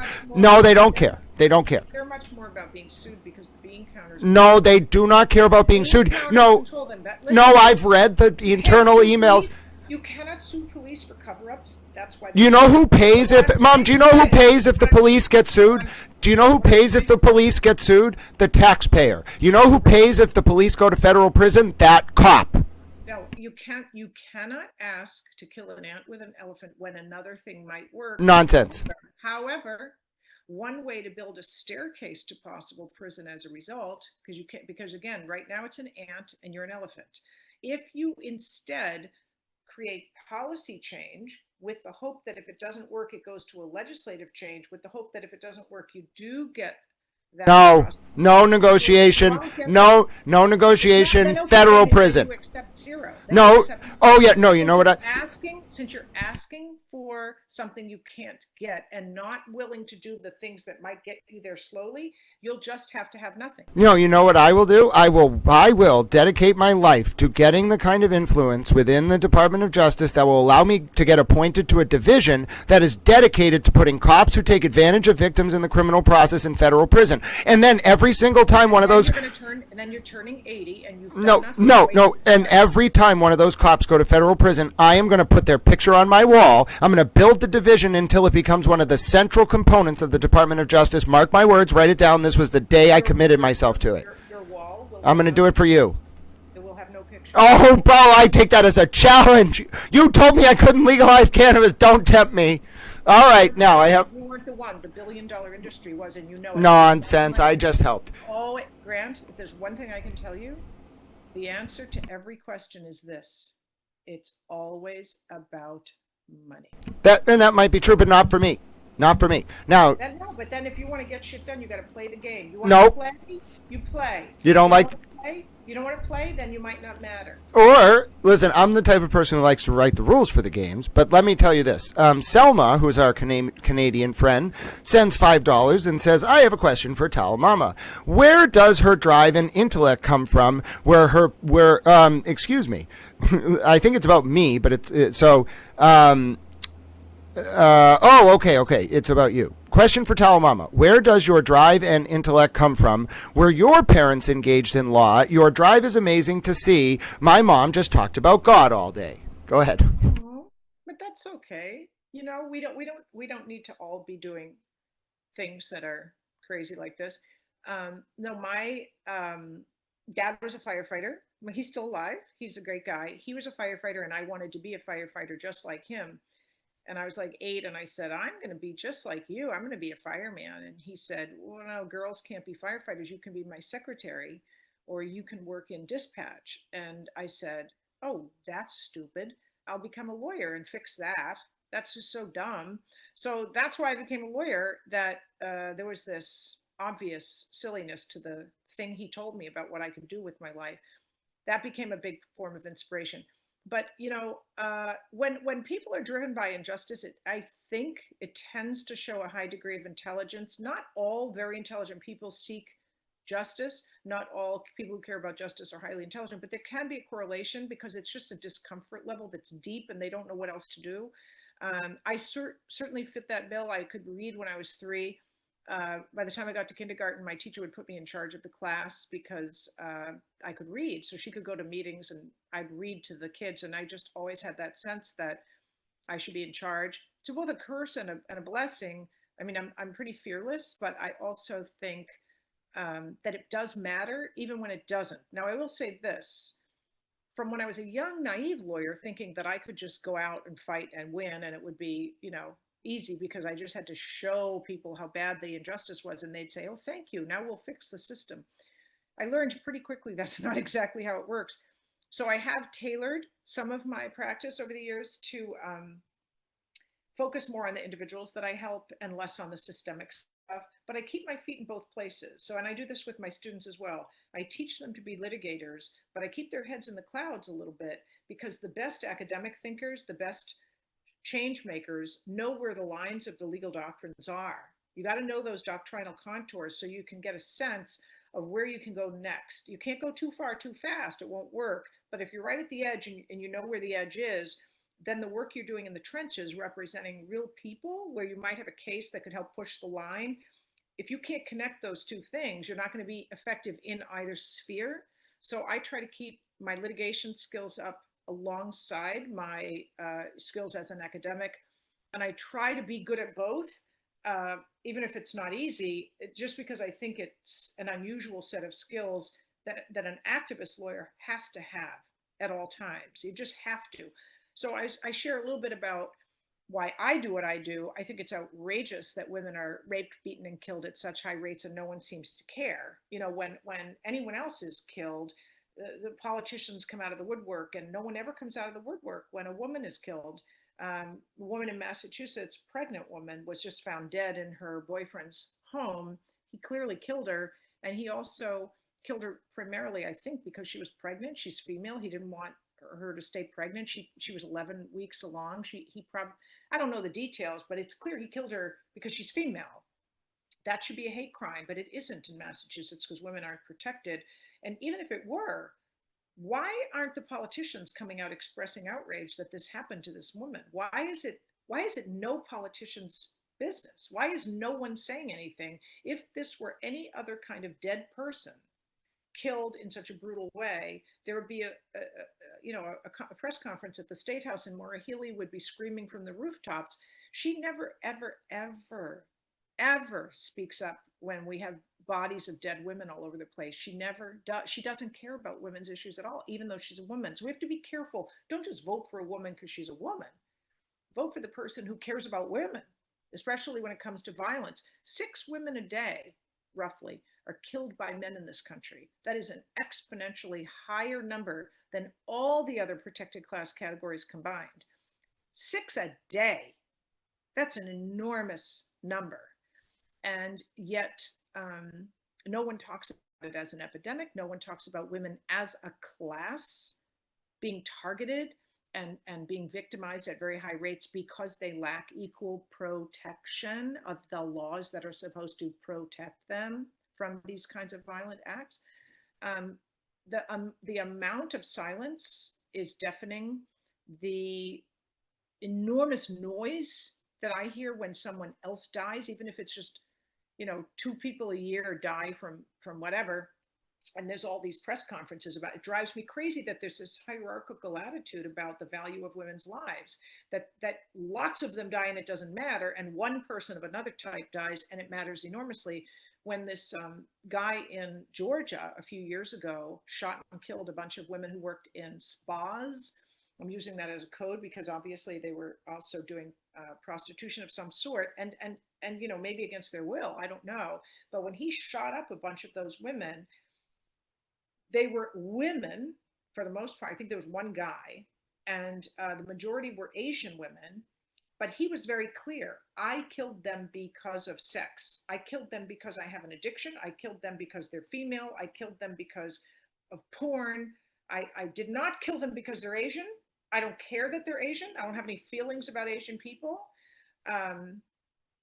He was going to go from shooting them to death to Florida to shoot up a porn business that he was getting his stuff from. That was related to his motive. The only press coverage about that was this was all about hatred toward Asians, and no one agreed. No one thought this involved hatred toward Asians. It wasn't at all about hatred toward Asians. It was about hatred toward women, and his obsession and his mental illness or whatever it was. It had nothing to do with Asians. But as a counterpoint, the guy out in California, that sick man came up in the BK case. Elliot Rogers, that sick man who filmed himself, killing women. There was a lot of attention, to be fair, to some of these sick men. When men are serial killers against women. Well, mass shooters or something like that. There has been attention on people like that who targeted women. I think it would be unfair to say there wasn't. There can be attention. What happened in the Georgia case and what happens even in the serial killer cases is nobody calls it a hate crime. Nobody talks about it as women being targeted. Well, do you think Elliot Rogers, I think most people would agree. I think this goes to your point. What Elliot Rogers did was a hate crime.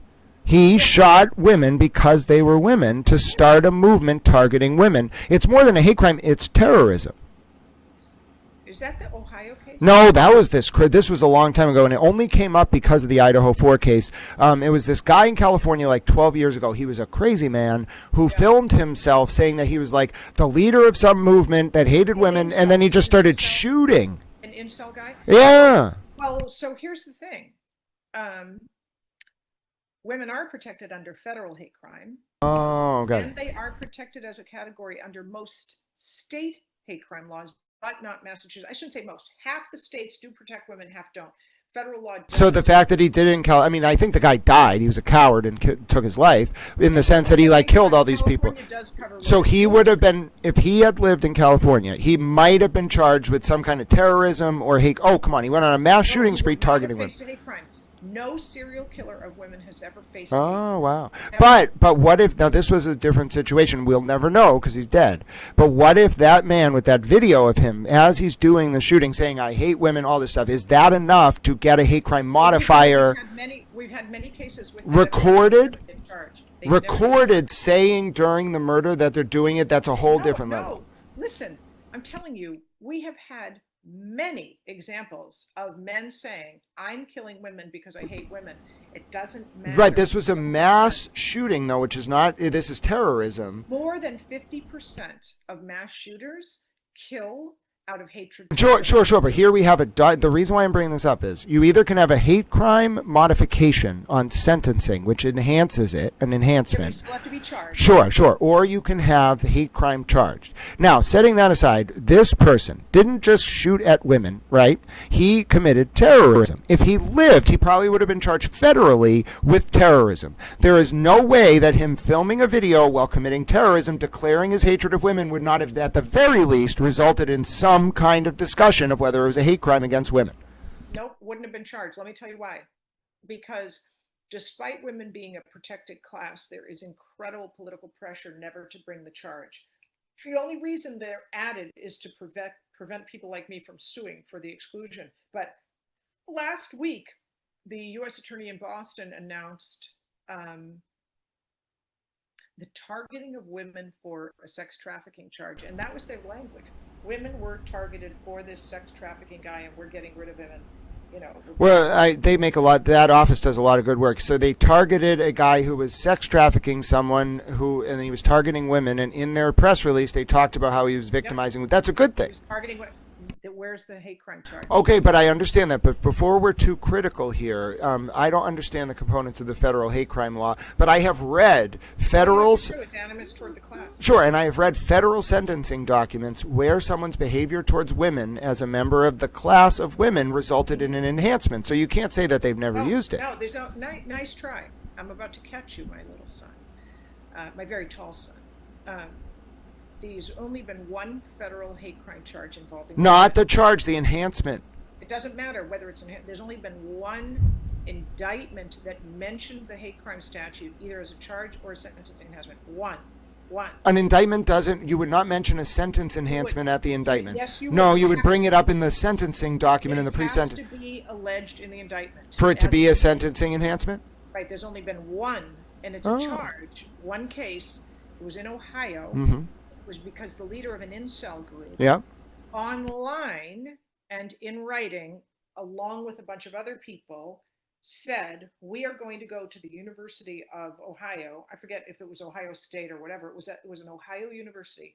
It said, we are going to go to the university and shoot up the girls because they rejected us for sex. Something to that effect. Yeah.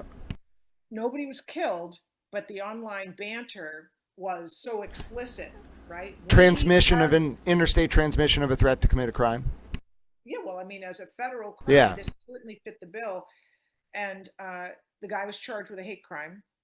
It was the first ever federal hate crime charge involving a female. But would this guy, Elliot Rogers, under that similar standard, if he's making a video, firing a weapon, saying, I am shooting this weapon because you have his motive. He wouldn't face the charge. I'm trying to explain. But in the indictment, could they have done the similar thing? Listen.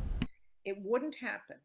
The only reason it happened in this case is because the university didn't want the women to be killed as the thing that would have to happen before something got involved, because the university would have been sued up the wazoo. So they went to the feds and said, can you prosecute them based on the threats? We don't want to wait until they do it because it'll cost us a fortune, right? That's the only reason. Yeah, I understand, but this is I think I get a little bogged down in your legal realism because I realize you've been doing this for a very long time. I'm just telling you the truth. But to say, for example, the families, say the guy had lived out in California. Just in a lay capacity, would never say to the families, you should not ask for a hate crime charge because they'll never do it. Of course you should ask if it was a hate. Right, but that's way too legal realist. I've done it many times. There is no USA in this country that would charge a hate crime based on a request by a victim. Then that's never. In there. If there aren't people in there who are willing to do that, put them in there. Nope. Yeah, but they're not. It's not going to happen because it's a bipartisan problem. I don't care if it's multi-partisan. Wants to recognize women as a category of people. Okay, well, that's great. Political. I understand, but it's about doing what's right based on the principle. So, like I said, if you have to make a section of the DOJ to make enforcement against bad cops who are abusing victims a priority, then you make it a priority. Let's come back to the beginning. The amount of money that gets spent at federal and state level. Oh, we need Jesus. Keeping the language away that makes women sound like a cat. Then they need Jesus. If their primary concern is money, then they need to read more of the Bible. Speaking of the Bible, Anthony Barton, well, not the Bible, I guess the Old Testament, Anthony Barton left a comment saying, in Israel, women have to serve their country just like the men in the IDF. We don't need a response to that, but that's a good question, a good statement. I got a question from Steph, but before we get to that, Mom, you wrote a new book recently. It's actually up on the screen. What exactly is it about? I believe I posted the Amazon link earlier, and what's the title and where can people find it?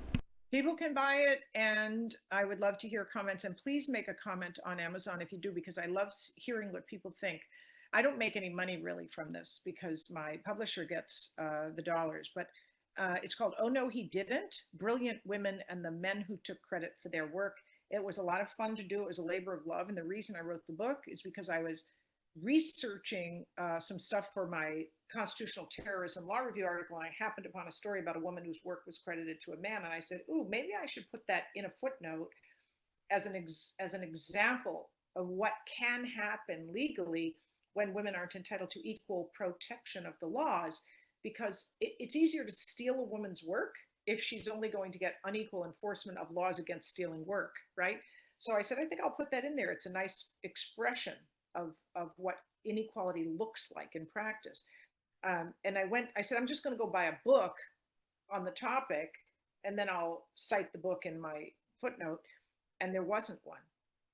So I really felt compelled to write it. I said, I can't believe there's no book about this topic of men taking credit for women's work. It's just shocking to me. So I was simultaneously writing the academic paper with the book because I couldn't not do it. And it was kind of challenging and fun because my lay brain writing the book, trying to make it accessible to lay readers, was speaking in one voice, and my lawyer brain trying to write, intensely academic stuff for a law audience was functioning at the same time, and I sometimes had trouble turning one off and putting the other one on. So I think my book came out a little legalistic, and I think my law review article came out a little bit sassy. That's, I think, I haven't read the law review article in full, but I have read parts of the book. I find the book very interesting, but I also found the breakdown of the due process test or the strict scrutiny test in your brief very interesting. So maybe I'm an outlier. Thank you for that answer. Steph says two things. Steph says, I wish I had a mom like Wendy, but my mom isn't like Wendy at all. My dad doesn't think women can do anything. He got upset that two women came to install the air conditioner the other day. Oh, Steph's Canadian. I can't do anything. I don't know what to tell you, Steph. I don't think it has to do with him being Canadian, but anyway. The question then Steph has... Go ahead. There are women who don't do things because they don't think they can. They don't have a lot of encouragement around them. And I think when women do try to do things, they're so excited because they're shocked that they can do that which they thought they couldn't do. Like I one time needed a backsplash, a tile wall in a couple of different places. I wanted tile, couldn't find anyone to do it. So I just said, oh, hell, I'll do it myself. Hanging tile is not hard, but I didn't know it wasn't hard. So I just tried it, and I was willing to fail. And that's what I would say to your mom and or to you or to anyone. Be willing to fail. It's okay. It's really important to fail. Failure is learning, and failure is really where you get resilience and fearlessness.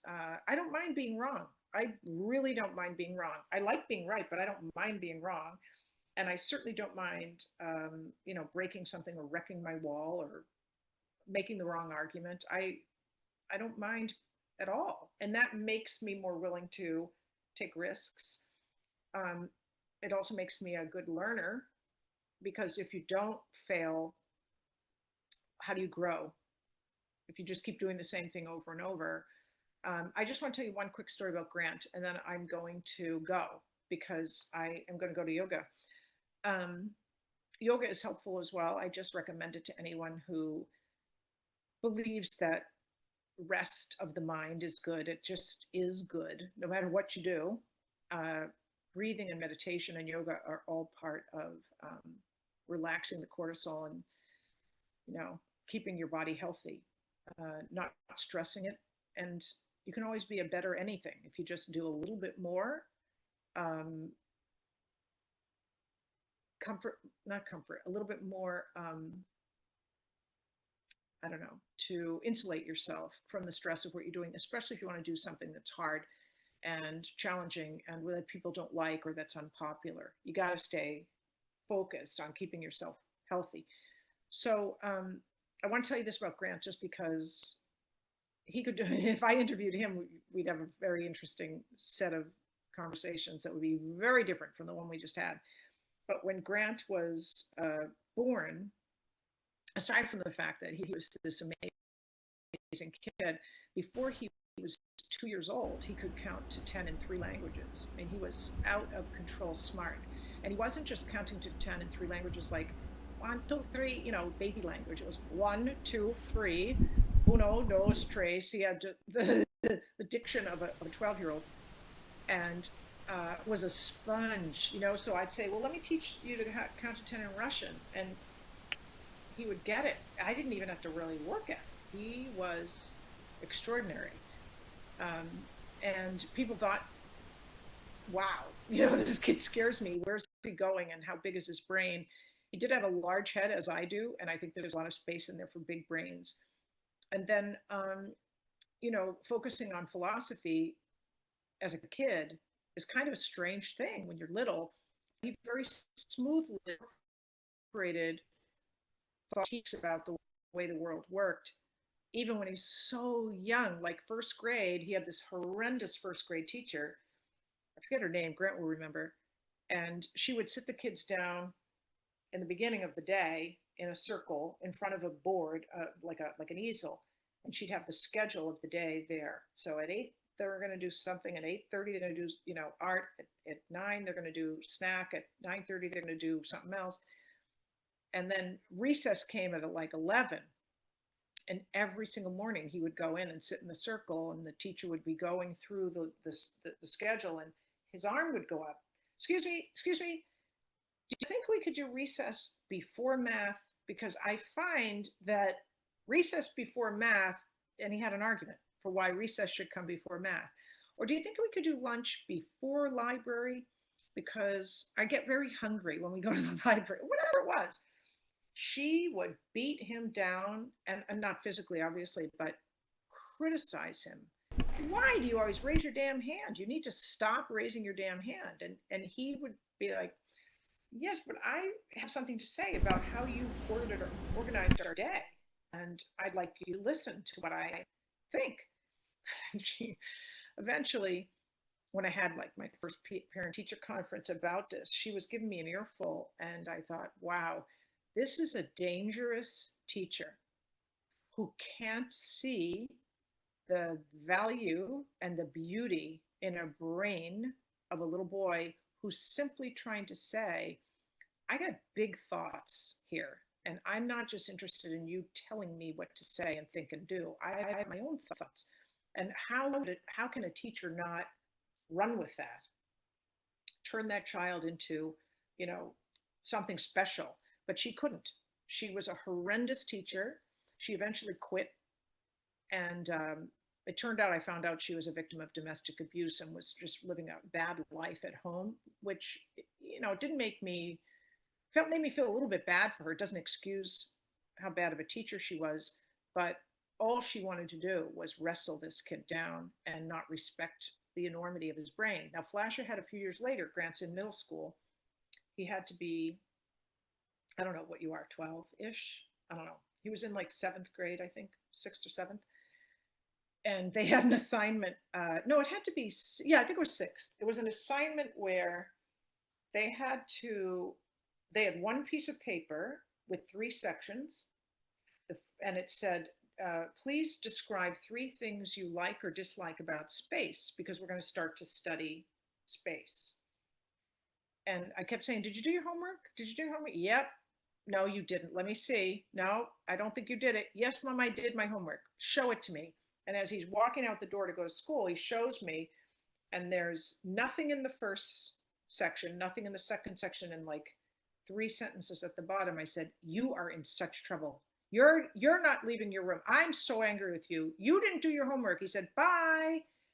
And then a few days later, the paper came back, and it had the highest grade, like Chuck Plus or A, whatever they gave kids back then. It was the highest grade. And I said, how is that possible? It's an empty paper, except for a few sentences at the bottom. And this is what he did. He left the first 2 blank, and then at the bottom, he said, I left the first section blank to convey a sense of the infinite because I find the concept of infinite space fascinating. He said, I left the second section blank to convey a sense of nothingness because I also think nothing is interesting about space. And in the third space, he said something about, I don't know, some physics concept that had to do with gravity or whatever. I don't even remember what the third one was because it was actually an answer. Maybe he remembers. Maybe you can say, Grant, what you remember. But I thought, this is a good teacher. A bad teacher would have said, you forgot to answer 2 questions, and would have punished him, frankly, for being clever about his third answer. So I mention that only because, how do you go about seeing yourself in the world and where you belong and what you ought to be doing. When you have a really big brain, it's hard to rein in. And Grant knows that I am pressuring him all the time to finish law school, pass the bar, get a real job, blah, blah, blah, blah. And I still see that as important. But there's a whole world out there of opportunity for people with very big brains. And they don't always follow the path that people think they should follow or that they could follow. Um, and life is extremely short. I'm not, I don't have to just be old like I am to understand this. And I think young people sometimes don't get it. Some do, but it's such a blink of an eye. You go from born to dead so fast. And before you know it, there's six generations coming after you, and you're not even a memory anymore. The notion that life can be so meaningless for people who just go from the physical nature of, coming into existence and dying, and then in the middle you just obey, obey, obey, obey, do the right thing, follow the path, death of a salesman kind of stuff. It's very challenging for young people today. There's a lot of hopelessness, there's a lot of fear. How do you find your path without feeling like the path has found you and that it's not the right one? So I say that because if any of you are regular listeners to Grant's podcast, is this called a podcast? Yeah. No, it's a public information service which is designed to fill the gap left by the collapse of funding for such services in the domestic and international arena. Okay, well, and you're talking to the people who support the platform and allow it to exist, and who consider it very real. I'm going to call it a podcast, and I'm just going to say, to the extent. Well, Lord Reith is offended. Okay, well, I don't know. Just forgive me for my age-related deficits. If this is a place where you get inspiration, Grant, and that people inspire you, and vice versa, it's a mutual love fest sometimes. Then I think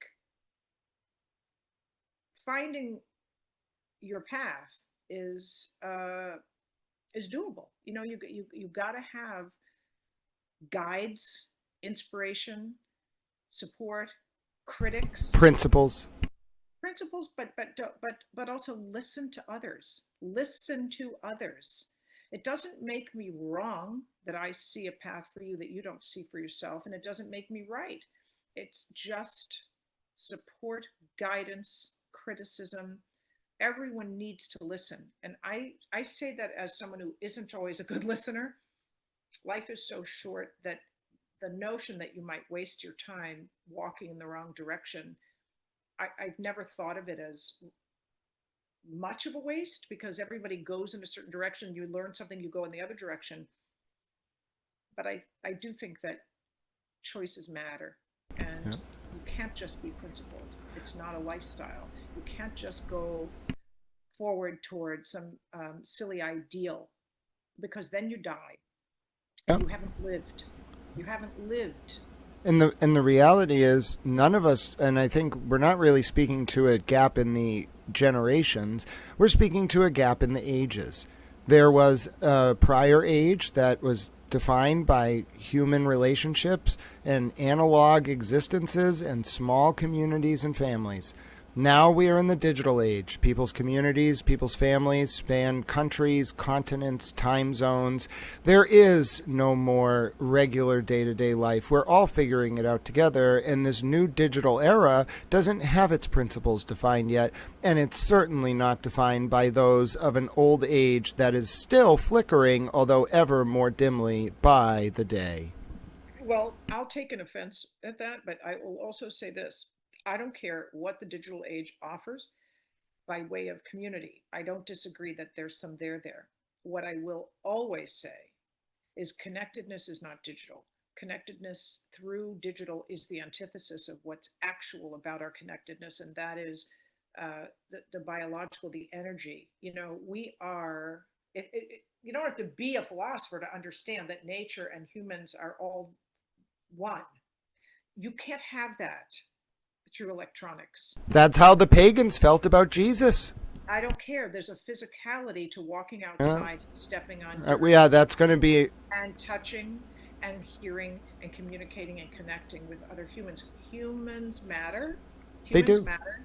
And you have to make them matter by making the effort. But the reality is, eventually, Right. our bodies will not be the vessel by which we make human connection. That is how we are evolving. We will not require our bodies. That may be sometime in the future. For now, humans have value. You talk about the concern you have for humans all the time. You can't be human through the internet. You have to be human with humans. Make yourself. Mom, we don't call Put it. your phone down. Go Yeah, outside. Sit under a tree. Talk to a human. yeah. Go touch a human. Don't just live online. Oh, and there's room for people like that in this world as we evolve, but they won't be making the policy decisions. They'll be living, driving motor cars, and praying for the return of street lamps. It's not happening. No one's praying for the return of street. All people, digital and otherwise, are praying for humanity. And you don't have to be religious to pray. Yeah, we're not going to make it. I'm sorry, we're not going to make it. Humanity depends on humans. There's nothing Mom, complicated. humanity is fragile. It cycles. We're going to get a big flood, and it's going to go away. What we should preserve is some kind of stable cultural ethos as we transition into a digital arena so we can leave this planet. That's where we're going.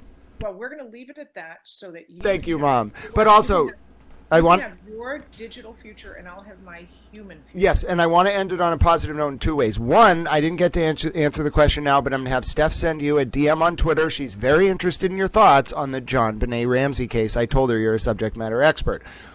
No, just give her my email. I'll send her my book, which gives you all the details. Oh, Steph, there you go. Not only are you going to get an answer to your question, she has a book. Now, I know exactly what happened. I mean, it's not even in dispute. yeah, and Steph's exact question, I know you have to go to yoga, but just so you know, what she wants to know is, what does Towel Mom think about the postulate that John Ramsey or the oldest son will ever be charged or face justice for John Benet's murder? It's not going to happen. There's too much money involved. But just so you know, the child died from benzodiazepine overdose, respiratory failure. The rest was staging to cover up the fact that the child was being pimped. It's really simple. A lot of children die from benzos because pornographers and pimps give them to children to keep them not just compliant, but to create amnesia so that they can't tell when the drugs wear off. The Ramseys were interviewed at length about all the benzos in the home. They didn't have good answers for why they were there. You know, her vagina was a mess, the child's vagina. John Ramsey's unusual Israeli wool sweater fibers were found in the underpants that she was redressed in, a new package, 3 sizes too big, that had been ripped from a package of Bloomies, day of the week Bloomies, that Patsy bought in Bloomingdale's in New York for an older cousin of John Benet's. So they didn't come into contact with his sweater through laundry because they were removed from a Christmas gift for her cousin. John had no answer for how his sweater fibers got inside the crotch area of those underpants that were obviously not hers. I could go on. The undigested pineapple in her stomach was, you know, if you've ever been a mom and you got to give your kid some kind of bitter medicine, you're always told by the doctor to mix it with an acidic fruit to offset the bitter flavor. She had undigested pineapple in her stomach. There's a bowl of pineapple on the kitchen table. She died at midnight, which means she ate the pineapple within 2 hours of death because it was undigested at autopsy. Both parents adamantly refused giving the pineapple to the child. Patsy's fingerprints were on the bowl, Burke's were on the spoon, or vice versa. One was on the spoon, one was on the bowl. Both parents adamantly denied giving the child pineapple, but she obviously ate pineapple from that bowl. And why would you deny giving your kid pineapple? I mean, the only reason is because you know there were drugs in there and you can't admit giving her the pineapple because that's like admitting you gave her drugs. So they both just said, I don't know how she got the pineapple. I don't know. They also said they brought her home from a Christmas party around 9:30 that night, put her straight to bed. She fell asleep in the car and never woke up. Well, but she ate pineapple around 10 and the parents were awake at 10. So, you know, come on. The first 3 search warrants in the case were for child porn on John's computers. This is not a complicated case. So who did they know? Some person in Colorado government? I don't know. I listen. I'm not going to speculate about what interests. Aren't they dead? Isn't one of them dead? The mother's dead. Mm. I'm not going to speculate about why the right thing didn't happen. And I will say this: when a mother and a father are both involved and they each agree to be each other's reasonable doubt, you get what I call the cross finger pointing problem. They prosecute John, he blames Patsy. They prosecute Patsy, she blames John. Both of them walk. They agree to be each other's reasonable doubt. It makes it a challenging case to Isn't that prove. why you have co-conspirator Yeah, liability? but then you have to show conspiracy, which they may not have had. It's a tough case. That's why the defense bar has this statement: nobody talks, everybody walks. You just agree to be each other's reasonable doubt by staying silent. There's so much more to the case. There really is, than what has been revealed. And one of the reasons we keep seeing documentaries that are misleading about the truth, and one of the reasons you tend to see them every 10 years, is because the judge ruled that the case file would be turned over to the public after 10 years if there was no prosecution. So at the end of 10 years, they came up with a fake suspect, bandied that about in the press for a while, got another 10 years. The next 10 years went by, they came up with a whole new argument about DNA. This is not a DNA case, never was, never will be. That went away. They got another 10 years. Next year is the 40th year. Is it 30? 40, 80, 90? Oh, yeah. Next year will be, I think, the 40th year. Anyway, whatever year we're at, every 10 years, you're going to see a big burst of propaganda. It's going to make it seem like there's some mysterious new piece of evidence because that gives them another 10 years of keeping the file secret.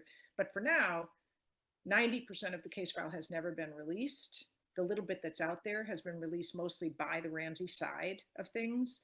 And so it's extremely misleading.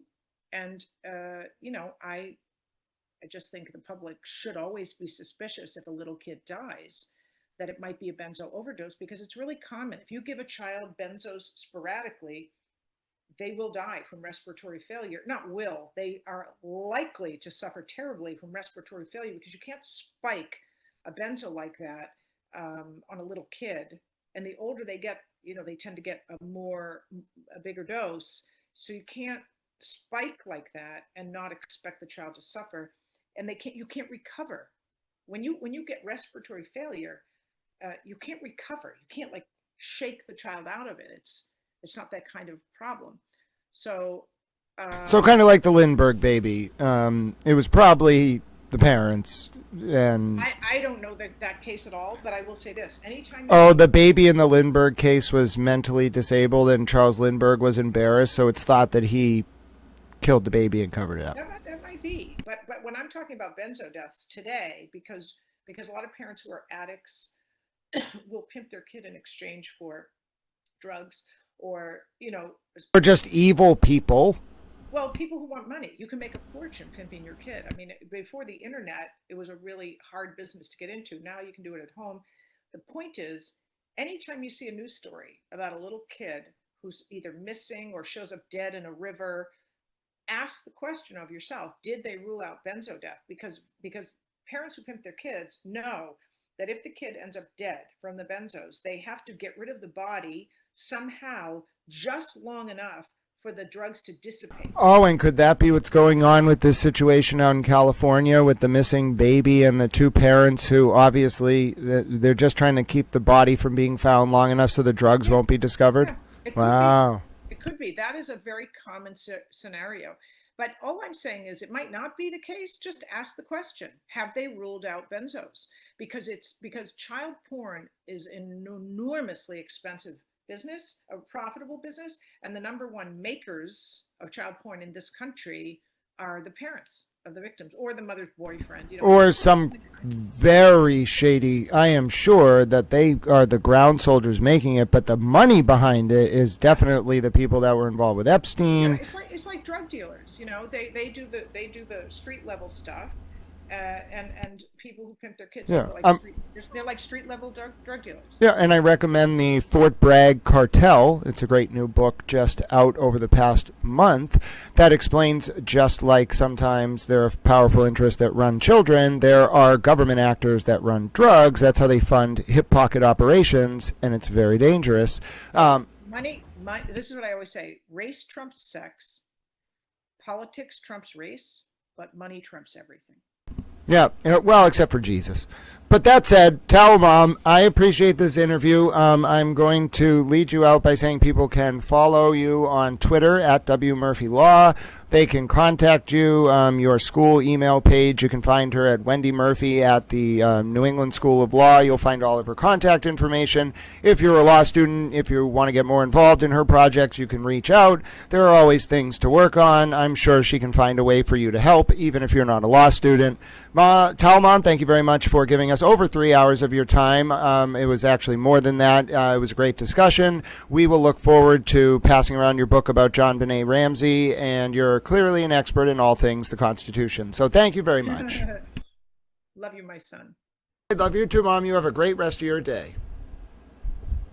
All right, folks, thank you very much to Towel Mom for spending some time with us today. Wasn't that wonderful, Towel friends? Didn't Towel Mom do an excellent job? She gave us almost 4 hours of her time. She would never give anyone 4 hours for an interview except for Little Towel. So I hope everyone learned a lot. We had a great discussion. I'll make sure to get that full 4-hour clip up eventually. When we get talking about the Constitution, Towel Mom and I have a lot to say. That was great. Thank you so much for tuning in. I am so glad you all got your questions answered. I think I saw Lindsay turn up at a certain point. We had some great questions from Steph and Anthony and Selma. Thank you all so much. We learned a lot. We chatted. Towel Mom is very smart. You can see I can kind of keep up with her. I speak her language a little bit, but she starts getting going there. Title VI of the Civil Rights Act. Oh, geez, you're going to have to explain that one to me, Towel Mom. That was great, Little Towels. I am honored that we got to spend that time together. My name is Grant Smith Ellis. That was fun. Felt like 5 minutes. We had a great time. Thank you, Tanya. It was great to see you. Holistic Psychology, Peggy, Vicky Moore. How great was that? Now, I need about an hour for lunch. Okay? So, a couple things. One, Towel until at least tomorrow needs your help. So if you want to help Towel, feel free. Number of ways to support this channel. We normally do it every 2 hours, but we just spoke to Towel Mom for 4.5 hours. So there's Don Adelson jury selection going on. We're going to get caught up in the new U.S. Letter from U.S. Attorney Leah Foley regarding the Karen Reed, John O'Keefe, Michael Proctor case. But if you want to help Towel get lunch today, I got a Towel cheeseburger yesterday. You can see the Venmo up on the screen. You can see donation information. It's a public information service. Towel Mom was a little baffled. She called it a podcast. It's not a podcast, Towel Mom. It is a public information service designed to educate, inform, and entertain the public, such as to engender cogent public discourse and ward off the usurpation of our representative forms of government worldwide. Towel Mom was like, no, it's a podcast. No, it is not a podcast. How dare you? How dare you, Towel Mom? Anyway, that was a great discussion. I hope you'll buy Towel Mom's book. It's well worth the read. We'll send around that John Benet Ramsey link. Steph's going to email Towel Mom from her Nestle academic page on the public Google. All right, so if you want to help Little Towel, feel free to go ahead and scan that Venmo link. I'll go ahead and drop the links in the chat. I'm going to go get a Towel cheeseburger. I think I have just enough to be able to do so. I only have to make it till tomorrow, Little Towels. I didn't do the greatest job this month. That's fine. I'm a Little Towel. All right, yeah, I know. I went 4 hours with no cigar. It was hard. It was hard, ladies and gentlemen. It was hard. Towel's getting riled up and arguing about the 14th Amendment with Towel Mom. I got a nice video to show you, ladies and gentlemen. I got a nice video to show you that I put together. It has to do with the letter from U.S. Attorney Leah Foley. And it was a pretty good job from Little Towel. It's 51 minutes, so we're going to spend the next 51 minutes watching this while Towel eats lunch. We'll check in on the Don Adelson hearing. There's not much going on. It's more jury selection. And then Don Adelson's trial should start Friday morning, okay? Final jury selection should finish up. We'll have our jury tomorrow, opening arguments Friday morning, 30 minutes each side, then on to the presentation of evidence. Now, if you missed the letter from U.S. Attorney Leah Foley to the Norfolk DA regarding Michael Proctor, the Karen Reed case now confirmed as closed, it was all over the news overnight, Little Towels. I have the full thing up for you right now. God bless each and every one of you who's been supporting Little Towels Public Information Service, and thanks very much for tuning in today. Now, as Towel gets ready for lunch, let us go right over to this video that